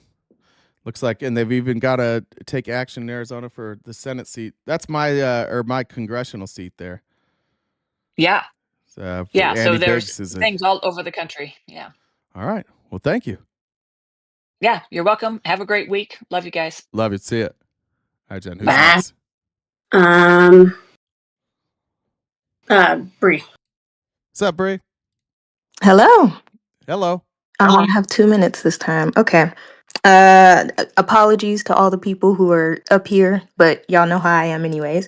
But man, you let somebody call you a 3 in the YouTube chat? They called me a 3? Yeah. Who called me a 3? How dare they? I don't know, but I don't know how many times I have to tell these people that I literally ride your mustache into oblivion. Is that just not clear? I mean, Jay's a solid 3.5. At least give him that. So. Jen. You act like that's surprising for me to say. You gotta be nicer than that. Also, have you met me? Oh yeah, that's true. That's true. Yeah, I do know you. Thank you, Bruno. Thank you, Bruno. I'm like you outside of What? Somebody said I'm a solid 4, so I was just telling them thank you in the chat. That's a step up. How about that? Thank you. Also, I heard that you were looking for a photographer No, for your no, calendar. no, I'm not. So No. just say the word. I have a whole setup. A nice camera. I could get you right. No. Like the poses and everything. I'm looking for local. I need a local photographer. Thank you. I've I could seen become local. Bree's camera work. That might be a solid I option. need somebody with a southwestern flair. Sorry. That's real specific. Thank you. Okay. Also, I guess last thing, since I only have 30 seconds left. Okay. I just want to say fuck Tex Yeah. and fuck Talon with your raggedy asses. Act like y'all have some sense, please. And Twitch chat, I love you, except for those other bitches. That's all I got. Thank you. Have a great weekend. Great weekend. Too. Bye. Bye, Bree. Let me read a couple real quick. Amy said Trump's just mad because Taylor has bigger crowds. And Dreamliner said Big Beautiful Bill is now Big Fail Bill. Oh, did it fail? Oh, did it fail? Whoopsie. Were they voting on it today? I saw he was crashing out. Yeah, I think it did actually. Let me grab it. Hold on. I saw his what's it called? Oh, the House Budget Committee blocks the GOP tax and spending bill from advancing. Oh, is that why Chip Roy walked out? So I saw this before we got started, and they didn't know. Clyde, Chip Roy, Breachin, Norman, and Smucker, they all walked out of the meeting, so they voted no on it. It was shut down by Republicans. Good Lord, this is beautiful. Oh, this is wonderful. Here's the video of it. Oh, Well, the noes have it. The clerk shall report. Mr. Chair, on the vote, there were 16 ayes and 21 noes. Well, the noes have it. You might have to play it for us in here in this chat so I we know can't hear it. you couldn't hear it, but yeah, 1621. Eat shit. All right, who's next? Marlene. I put in our chat his crashing out on True Social about it, I think. Who Trump is? Yeah. All right. Hey, Marlene. Hey, long time no talk. Yeah. You came in hot today. Well, you know, I too am trying to deconstruct from past shame. Thank you. I appreciate that. All right.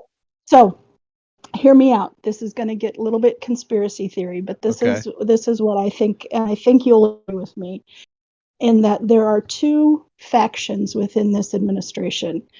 There's the Heritage Foundation and there's the idiots. And they've chosen idiots specifically to keep headlines in the news that take away attention from Russell Vogt, from Stephen Miller, from Brendan Carr, so they can do all that behind the scenes shit while we are distracted by idiot Hegseth and his planes falling off aircraft carriers and the FAA in Newark not being able to land planes, and Kristi Noem being the biggest idiot in the whole bunch. And I say that knowing that Marjorie Taylor Greene and Lauren Boebert walk this planet as well. But I think that's the deal. Yeah, no, I think that's big idiots with loud, wrong statements to distract us. Yeah, I don't know that that's really a conspiracy. Honestly, like if you watch podcasts of the people who are behind Project 2025, and they won't specifically say that, but they'll talk about like how they hide behind the scenes and like how Trump, like because he's doing so much, you're able to kind of just like slide under the radar if you don't make too big of a stink. I don't even think that's a conspiracy theory. I think the conspiracy theory would be that they're doing it on purpose, which I would probably agree with. No, but I do think they're doing it on purpose. I think they chose outrageous people with outrageous views. I mean, but that's why they chose. That's why they chose Trump too. Yeah, I know. I think that's old news, but yeah. But I think in this cabinet, they chose controversial people that would keep the spotlight on themselves because they're so stupid and so outrageous. No question. I think that's I wouldn't doubt that for 1 second. Okay. I love you. I've missed you. I'm done. I've been very busy, and I've also had some mental health issues that I've had to deal with. But Well, I'm glad to hear your voice. It's always good to hear from you. But I still listen every day. Well, I'm here. Even if you need a day off, we're always happy to have you back. No, I need you. You are part of my mental health program, believe it or not. All right, I'm here for you. All right. Thanks, Kick me, Marley. Jen. We'll see you. It's crazy that like you're good for her mental health. Often you're distracting for mine. Yeah, Fucking, Jen would disagree with that. Swish. Happy Friendly Friday, everyone. Hello, Double Daddy. Hello. Hello, can you hear me? Yeah, can you hear me? I can. Happy Friendly Friday. Thank you. Just a couple of things today. As we speak right now, just finished putting the final touches on your package. My hands are on your package as we speak, and I'm going to go to the post office. Jay loves when hands go on his package. I've heard. I know, and I'll tell you, the way the diameter of this package is such that when I wrap my hands around it, my fingernails almost touch, but not quite. So there is that, and I'll be taking your package to the Thank you. post office later. Thank you. Somebody clip all that. I love that. So listen, I don't know what your plans are this weekend. I am going to Florida. I don't want to be going to Florida. I wish I have to go see my sister. I'd love to Sarah. go to She's a Florida. little bit of listen, my sister, Sarah's a little bit of a nightmare. Last time I was there with her, she left her Pepsi like 60 miles south of Tampa, and that's where Sarasota is. She left her Pepsi? Is that what you just said? Yeah, and Can't she just get a new soda? That's where Sarasota is. Oh my God. I'll wait. Sorry. I'll wait. Sorry. You with me? Sorry, I'm with you. Yeah. Sorry. I Okay, thought you were Jen, are telling you a with real me as story. well? I'm so sorry. I know you always. That's the whole point. That's my bad. That's how we get you. Oh my gosh! All right, I'm that's all I still have a today. little. I You love can't come in that hot. You've got me all fucking flustered at the beginning, and then you Listen. started a story. I was still flustered. I That's on know. me. You fed it into his shame, and then Yeah. I need you to lean into my hands wrapped around your package. All right, you're done. So much. You're done. Drop me out of here. Jesus Bye. Christ. Diego. Hi, how are you? Really good. Thank you. Do you want to put your hands on his package too? No, Jen. That's a tough act. That's a tough act to follow. But yes, I would. You No, could just I be know that you're normal. You could asking. just be normal. It's fine. You could just be like regular. I like regular. Being normal is vastly overrated. We All don't right. use that word in my household. My bad. So non-politics stuff. There's a new game that has come out. You know the game Cards Against Humanity. Yeah. So there's a game out now called Cards Against Golden Girls. There is. I don't know if you like games, but I bought it. I haven't received it in the mail yet, but I was looking up examples of it. So you have like the black card that has the saying, like one I saw, it was the secret ingredient to Sophia's marinara sauce is, and then there's like white cards and one is like porn or like, so just something funny. I've got it up. I see. Okay, so we have a backstabbing slut. That's the one that they're showing as their example. Blanche drinks to forget a backstabbing slut. Jesus Christ. I got to get this game. That's So I unbelievable. ordered it. I haven't received it yet, but I figured that'd be something you'd appreciate. So non-politics fun thing. You know I love the Golden Girls. You know I love the Golden Girls. All right. Well, I hope you have a good weekend. Thank Thanks you. for You having too. me, Jen. You can F you, Jen, kick me. That's right. All right. For anybody who doesn't know, my dogs are named after the Golden Girls. I have Dorothy and Rose. So I love the Golden Girls. All right, who's next? Q. I can never remember how to pronounce your name, so I just call you Q. So. I think it's I had to it's find my Queese, story. right? Keese? It's Kois. Kois? Yep. Fuck. All right, my bad. Yeah, it's okay. It's no big deal. Good to hear Think you. of the color turquoise. There we go. All right, I'll try and remember that. Yeah. Thanks for all the stuff Yeah, you've been it's sending me okay. lately, by the way. I appreciate I it. was worried that I was gonna be sending you too much, so I appreciate that it hasn't overwhelmed No, you. I love it. It's great. All right. Happy Friendly Friday to everybody else. Really do appreciate having some form of sanity to keep me grounded as well. I've actually been out of work for a couple weeks here. Damn. Apparently a bulging disc or herniated disc that became a bulging disc. So it's been awful. So this has been awesome. I had no idea if that was a joke. Like on this. No, this is real life. No. Honestly, I was wondering the same thing. Waiting for No, that. I was trying to think this of a is way to real make life. it dirty, but it didn't work. Yeah, I wish. That's a nightmare. I would. Yeah, I wish I could. It was a joke. Yeah, it's been awful. But anyway, I was definitely. At first, you didn't have anybody in here, so I said, "Hey, I can hop in and give you some happiness." Definitely wanted to point out that while Taylor Swift is definitely above most of the maggots league, and definitely Trump's. They neither. That she doesn't ultimately match up with Brie and the number one general right here. So we have to keep that in mind. Jen, do you want to come off mute and respond to that? It sounds like that was directed at you, Jen. Why don't you come off mute and respond to that? I wasn't even listening. Oh, I'm reading the YouTube chat. Oh, you can say it Or again. is it- Go ahead and say it She again. she always ultimately blushes, so it's okay. I take it as a positive. I appreciate Right. it. Right. He said you were beautiful, Jen. Oh, okay. Thanks. Oh, I remember reading the YouTube chat.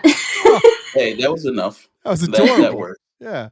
I did want to point out to you, I don't know whether you were the one that covered it. Did you see that someone that looks like a very competent person is going to try and unseat Boebert? No, from the Republican side. I think she's actually running as a Democrat, but I couldn't tell. She's a naval vet, 30 years experience. I can't remember what her rank ended up being, and she just looked solid. I mean, giddy when I saw her All right. ad. Her name is Eileen Laubacher. She's a former military admiral and badass mom who wants to defend our Constitution. Yep. What's her stance on public hand jobs?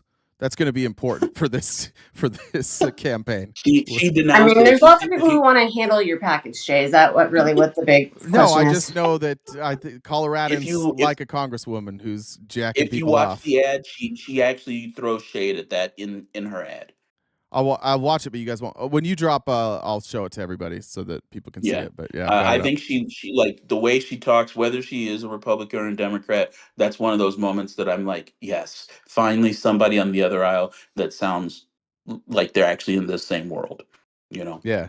Because that's really what it is. And I think you say that all the time, that it's about us being sane on both sides of the argument. And when you find somebody that just makes a better argument, even if they're on the other side, you have to go with that. Yeah, I always think it's a good idea to take somebody sane with military service to run them against stronghold Republicans. Especially somebody like Lauren Boebert, who is so uninspiring. Her life, like she ran a restaurant that gave everybody food poisoning while her husband was showing minors her dick. His dick, excuse me, his dick, and He then probably is a cuck, so it probably is her dick. and then she just started jacking people off in public, and they're like, "This is our girl." So yeah, I think it's a smart move. Yeah. Yeah. All right. Well, thanks for having me up. Thanks. Fuck text. All right. And 8647. That's right. Whoever's next, Jen, I'm gonna play this ad first. Well, remember you can share your thing in the Discord so we can hear it too. Remember that's a thing. Let's see. Oh, yeah. I forgot I can share my screen, huh? But I am gonna have to figure out how to do that. Where's the actual chat? Oh, there we are. Hold on, we're getting there. I'm gonna share my screen, and then everybody mute up so that it doesn't. Wait, I can't share my screen. I think because you're sharing yours. There we go. All right. Do this one. All right. Now everybody should be able to see it. Eileen Laubacher, Naval Academy, a patriot who served more than 3 decades, an admiral, award decorated for distinguished service and achievement. I'm really just a mom of this beautiful American family. Did you ever plan to run for Congress? Never in a million years. What changed? As your congresswoman, Come on. it is not my role to keep you healthy. It's not your role, not your problem. That just goes against every fiber in my body. I'm the daughter and granddaughter of Navy veterans. At 17, I raised my hand and said, I'm protecting this country. It was my problem balancing taking care of my 5 young kids while continuing to serve. With all due respect, Congresswoman Boebert, if taking care of our veterans is not your problem, then get out of the way and let it be mine. I'm not a politician. I just care about this country. I care about families like mine that are being hurt by rising costs, healthcare that's unaffordable and inaccessible. Lauren Boebert is an embarrassment. She's not a patriot. She does not understand our values, our struggles, or what it means to serve. My name's Eileen Laubacher, and I'm running to defeat Lauren Boebert because I took an oath to defend our Constitution against all threats, foreign and domestic, even when those threats are sitting members of Congress. That's a solid ad. That's solid. All right, who's next? Brett. Hey, Brett. How you doing? Wonderful. Thanks for all the help this week. Oh yeah, no problem. And happy I just wanted birthday to say, yesterday. yeah, thank you. That's exactly what I was going to say. Thank you for. Oh, cool. You made my birthday, so thank you for all the shout outs. And hi, Jen. How did Cam as do well on the birthday? Did he deliver? Oh yeah. That's not surprising. Always. That's not surprising. Cam's like ranked number 1 in the partner category. Yes, he is. I'm a very, very lucky person, and he did great. Good. Yeah, and I also, what was I going to say? I completely forgot now. Oh, I was going to comment on how you read what I sent you this morning, and it's so funny because I didn't tell Cam about that. I didn't even show it to him yet, so I'm glad he got to see it. He got to hear you read it. It cracked me up. I know, yeah. And so I texted him, and he had heard it, and he thought it was hilarious. So good. I just wanted to, I wanted to say that. And then I also, I'm glad you think I'm funny. That I'm funnier than you might have initially thought. So that's good. I'm glad to hear that. You don't let it out enough. You don't let the funny out as often. It's usually more serious. So I was happy to see that. Yeah, I have good zingers every once in a while. So those were solid. I'll keep those coming. Anyway, thank you. I enjoyed the show this week, and thanks for all you both do, Jen and Jay. And I'll talk to you guys soon. Hope you have a good weekend. You too. Thanks, Brett. All right, see ya. Bye, Brett. Will. What's up, Will? Where you been? I've been busy, I guess. I don't know, but I want to hop on, and I might be quick because there's a tornado warning, so I might have to go run to my basement here. But wait, where are you again? I just wanted to remind, or what'd you say? Where are you? I forgot where you live. Southern Illinois. Okay, well, shit. Yeah, so I'm currently under a tornado warning, but I just wanted to remind people that a lot of people forgot about Ukraine because they're like, hey, we have a totally non-binding mineral deal. That's just over. So I just wanted to say Slava Ukraini, Putin Hulo. Russia is a terrorist state who is doing war crimes daily. And yeah, that's the radar over here. It's pretty nasty. Yeah. Jesus. And I just want to say that another thing that Russia has been doing specifically, no actual reports of they're using chemical weapons again and mixing like sarin and lewisite. Lewisite's absolutely nasty arsenic oil, rots your bones from the inside out. So just a reminder that Russia is evil and they are our enemy and the enemy of the free world. Fuck Putin. I love it. I'm here for that.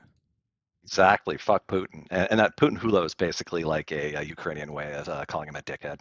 I like that. Hulo is okay, good. I'll remember. Oh, so fuck Putin and Tex. Keep us posted on if you die or not. Yeah, I think I'm probably just going to go to my basement preemptively now. Okay. So I'll catch y'all later. I see it. All right, who's next? Brother Bob. Brother Bob. I'm here. What's up, man? What's going on, guys? Hey, life's good. Oh, yeah. Living the dream. Nice. So I was gonna come in here and tell you a joke, but I don't know if I want to tell the joke now. Okay. Okay. So, you've been talking about how these Republicans, right? Whenever you show them any kind of videos with good-looking women in it, quote unquote good-looking women, if we're talking about Chrissy Nome, right? And that it's true as shit. I got a Republican buddy, two of them that voted Trump, and I send them both videos of like Lisa. I think her name is Lisa Remillard, if that's how you pronounce her name. But videos of her and whoever else, and the first thing they say to me is, she's hot." I don't know how to. I don't know how That's to. the news girl. Have a Okay. conversation with people. Yeah, the news girl. Yeah. Yeah, I don't know how to have a conversation with that. You're like, did you know she was talking? She's also saying words, dudes. That's how I feel with my friends. Like when I send, of Kristi Noem or of what's the press secretary's name, Caroline Leavitt. I'm just like, all right, I guess we're not talking about this. It's useless talking to these guys. I don't even send them videos anymore because it's every time it's like, or even if it's a dude, like I'll send them a video of any liberal guy and they'll be like, oh, that guy's a F slur or whatever, and I'm like, all right, Yeah, I don't know how to fucking talk. that's the cult side coming out. Like the knee-jerk reaction is before you are told any of that, or before you read anything that you're sent, you have to discredit it before you read it, just in case there happens to be a good point in there. You've already like poisoned the well by saying, oh, well, this person lies or whatever. And I don't think that's just Republicans. That happens on our side too. But yeah, that's what they do. They figure out a way to just not pay attention. I have this theory that most people just don't want to know. Most people just want to argue or like be on this. They just want to be right. Colin Cowherd, who's like you know who Colin Cowherd is? I do, yes. Yeah. I used to listen to him when I was younger, and there was something he said when I remember exactly where I was when I heard it. He said, and he doesn't live this, so I don't think it, but it's good advice. He said, everybody wants to be right. I want to get it right. And like that has stuck with me my whole life. And I think that most people in general just want to be right. They're not really that worried about getting it right. And that lack of curiosity drives me nuts. But that's how you wind up with somebody like Donald Trump in office. Right. So I know my time's up, and I want to end it on this.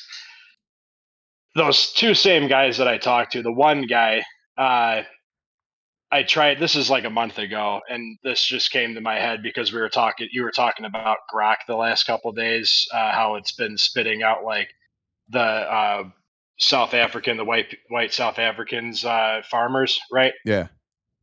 So I bring up, I'm talking to these guys and I say, if you don't see that this is fascism, and then I don't know how to have a conversation with you guys. And he sends back in our text group a copy paste like this long thing, and I'm like, dude, I'm not.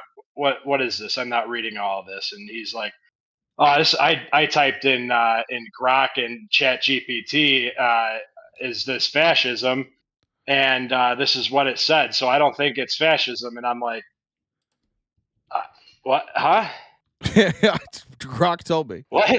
Yeah. Grok told me. So I'm like, so you can't on one hand say you don't trust the media and then send back a Grok response of 40 different news sources compiled on and say that you believe that. Like, I don't know how you go through the mental gymnastics of all that, but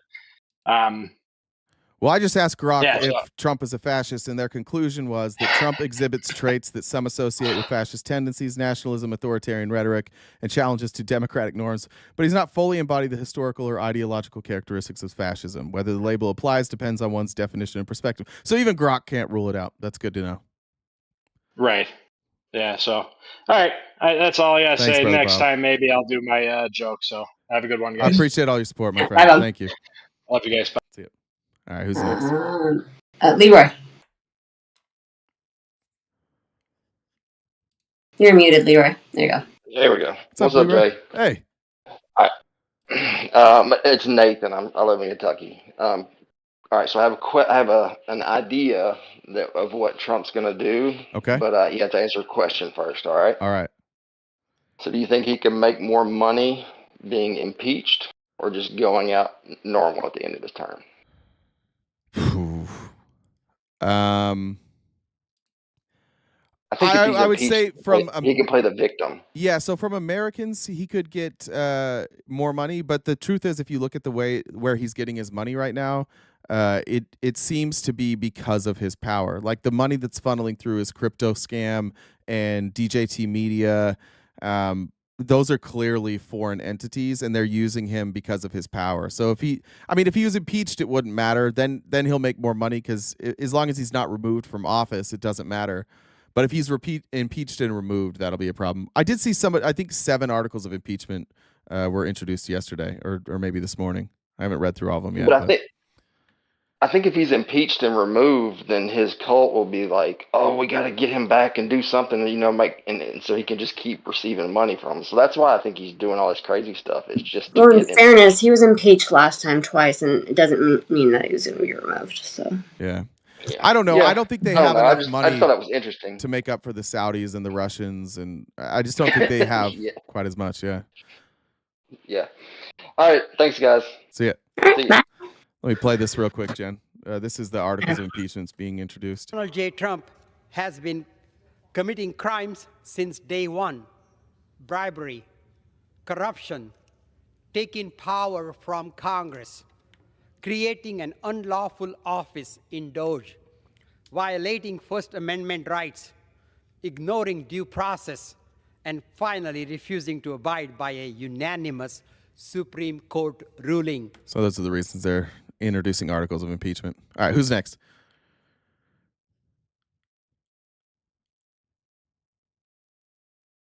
Jen? Oh shit! Could you guys see my screen? Was it still sharing? Nope, we couldn't see it. Oh shit! GTS. Sorry, everybody. Everybody on the live saw it. Sorry. Yeah. JTS, you're muted. Oh, hey. Sorry, I didn't. Hey, yeah, you weren't sharing your screen, so I can't believe you. So That's fair. That's all fake news. That's fair. That's fair. Just a quick little funny thing. I think it's a shame that the BBB didn't get passed. Big Beautiful Bill. Yeah, that's a shame. I mean, I think if they change one of those letters in the BBB, as in change it to the BBL, I think maybe they can get those Republican men on top of that. What's the L get for? It passed through. Brazilian butt lift is the BBL. I think you can get that passed if you just change one of those letters. I might pass unanimously. That could work. So just a tip for your Republicans: go talk to your congressman about that. And then, so last week I was, gonna say something, but my thing cut out, and I just totally disappeared off the VC. So I wanted to bring it back this week. So with Trump, Trump realizes that there's midterms coming up next year, right? Yeah. Maybe. I don't know. I don't know. We shouldn't assume. Yeah, he should know. Yeah, that's me shaking my head right now. I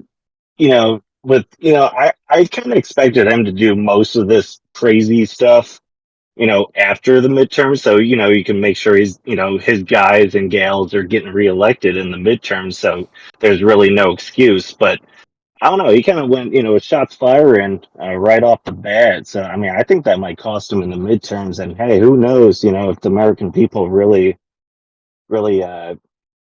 take offense to everything that's going on right now. I can see that being a disaster for him in the midterms and possibly some big things happening in 2026 and further upon. So that was just my little thought about that. Yeah, I think you're onto something. I think the part of Trump that is overlooked in the 2024 election is that yes, he won, and yes, he won swing states, but down ballot, Democrats won. Like I live in Arizona, he won Arizona, but Arizona elected a Democrat governor and senator.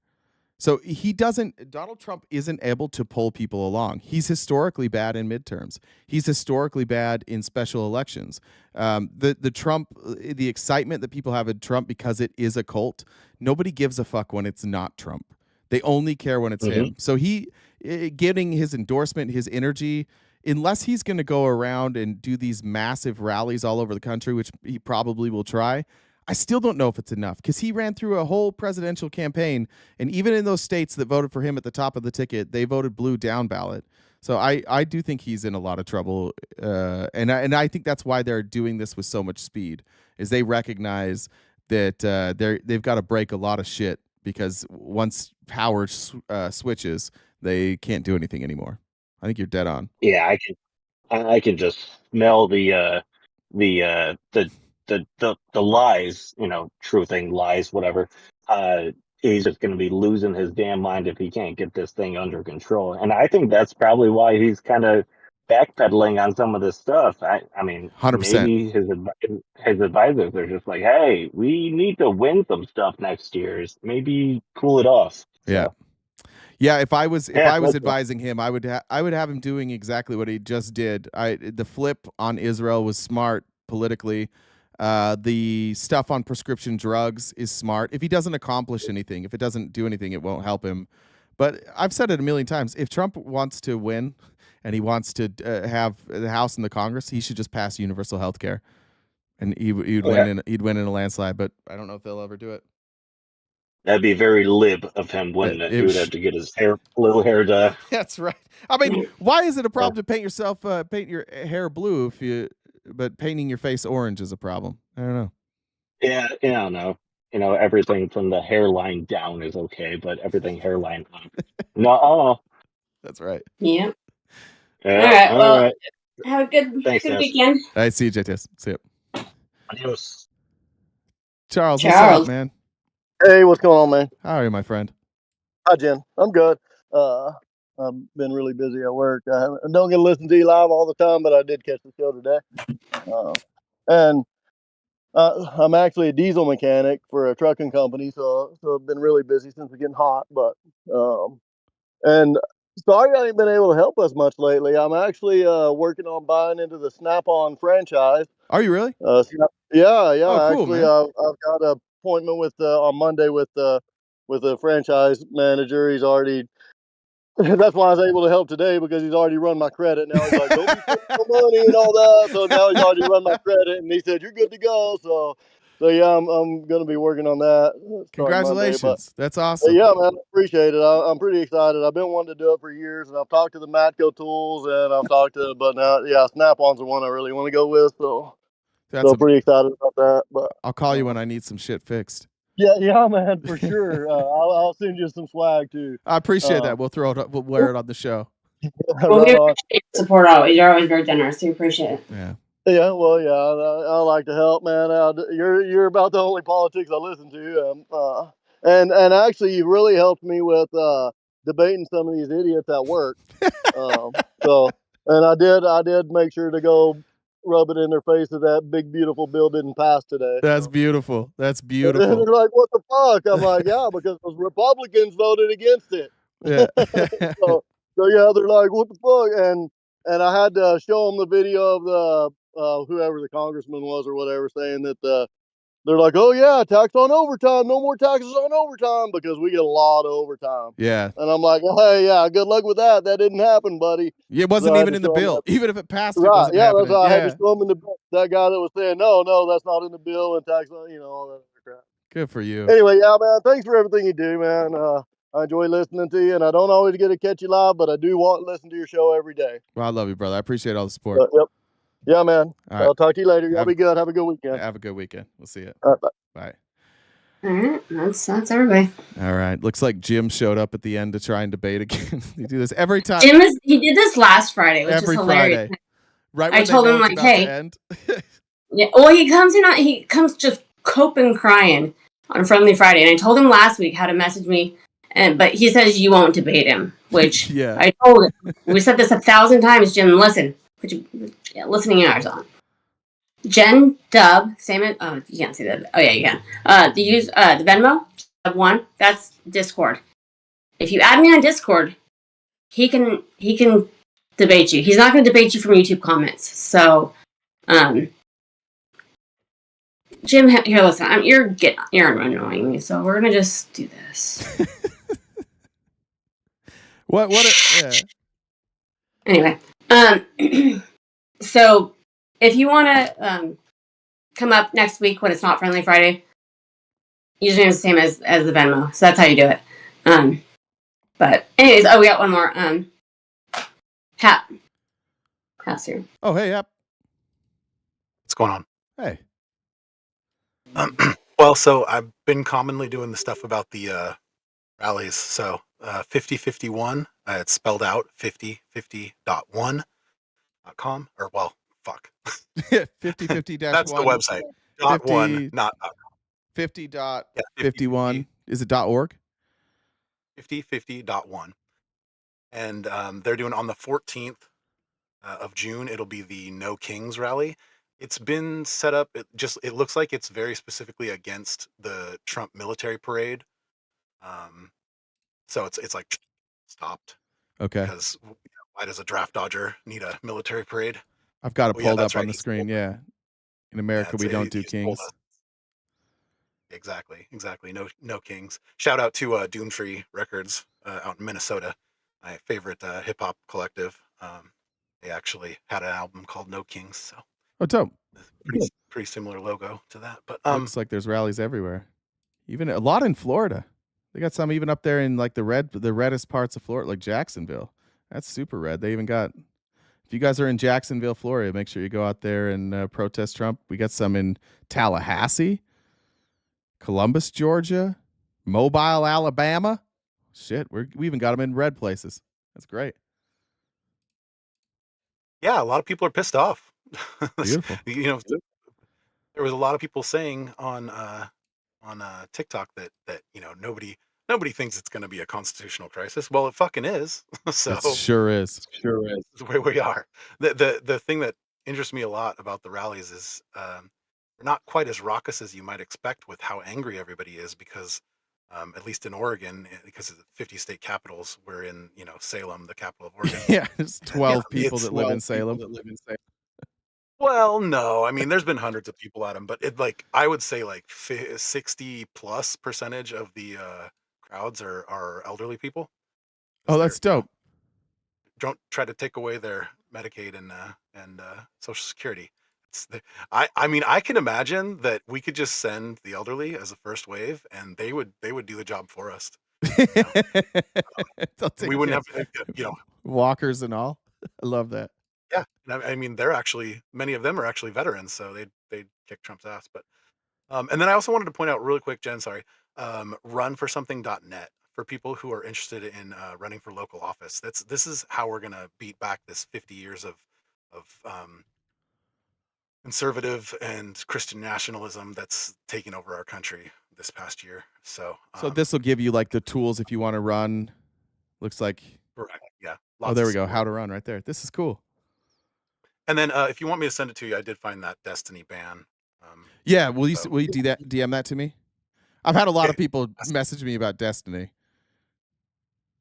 So I'll send you this on Discord DMs. I know Jen doesn't check those. Jen actually asked you to check your Discord last week, and you did, and you said, I didn't see that article you're talking about, the Bukele connection to MS-13. It was in the Discord above it, and I sent it again. So I'm going to send this to you, but please check that Bukele message. It's in the article's in your Discord news thing, and the link in the Discord DM sends you straight to it on your own Discord channel. Everybody join the Discord. Yeah, the Discord's a great place. Mostly talking a lot of politics and a lot of making fun of me. That's mostly our Discord. Yes, and lots of gross stuff. It's you guys are pretty good. Hate you both. Hate you most, Jen. Here we go. Hey. All right, bye. See ya. Did you see what I just DM'd you? No. Let's see. I voted for Trump 3 times. Let's hear how dumb you think I am. We can start with the right here. Oh, let's hear HERE. Nice. Well done, Titan. Good spelling, bud. Good job. All right, Jen. Any last I always find it funny. It's like you think you're gonna own the libs and you can't even use the right word. Anyway, yep, that's everybody. So, good week, I guess. Any last words?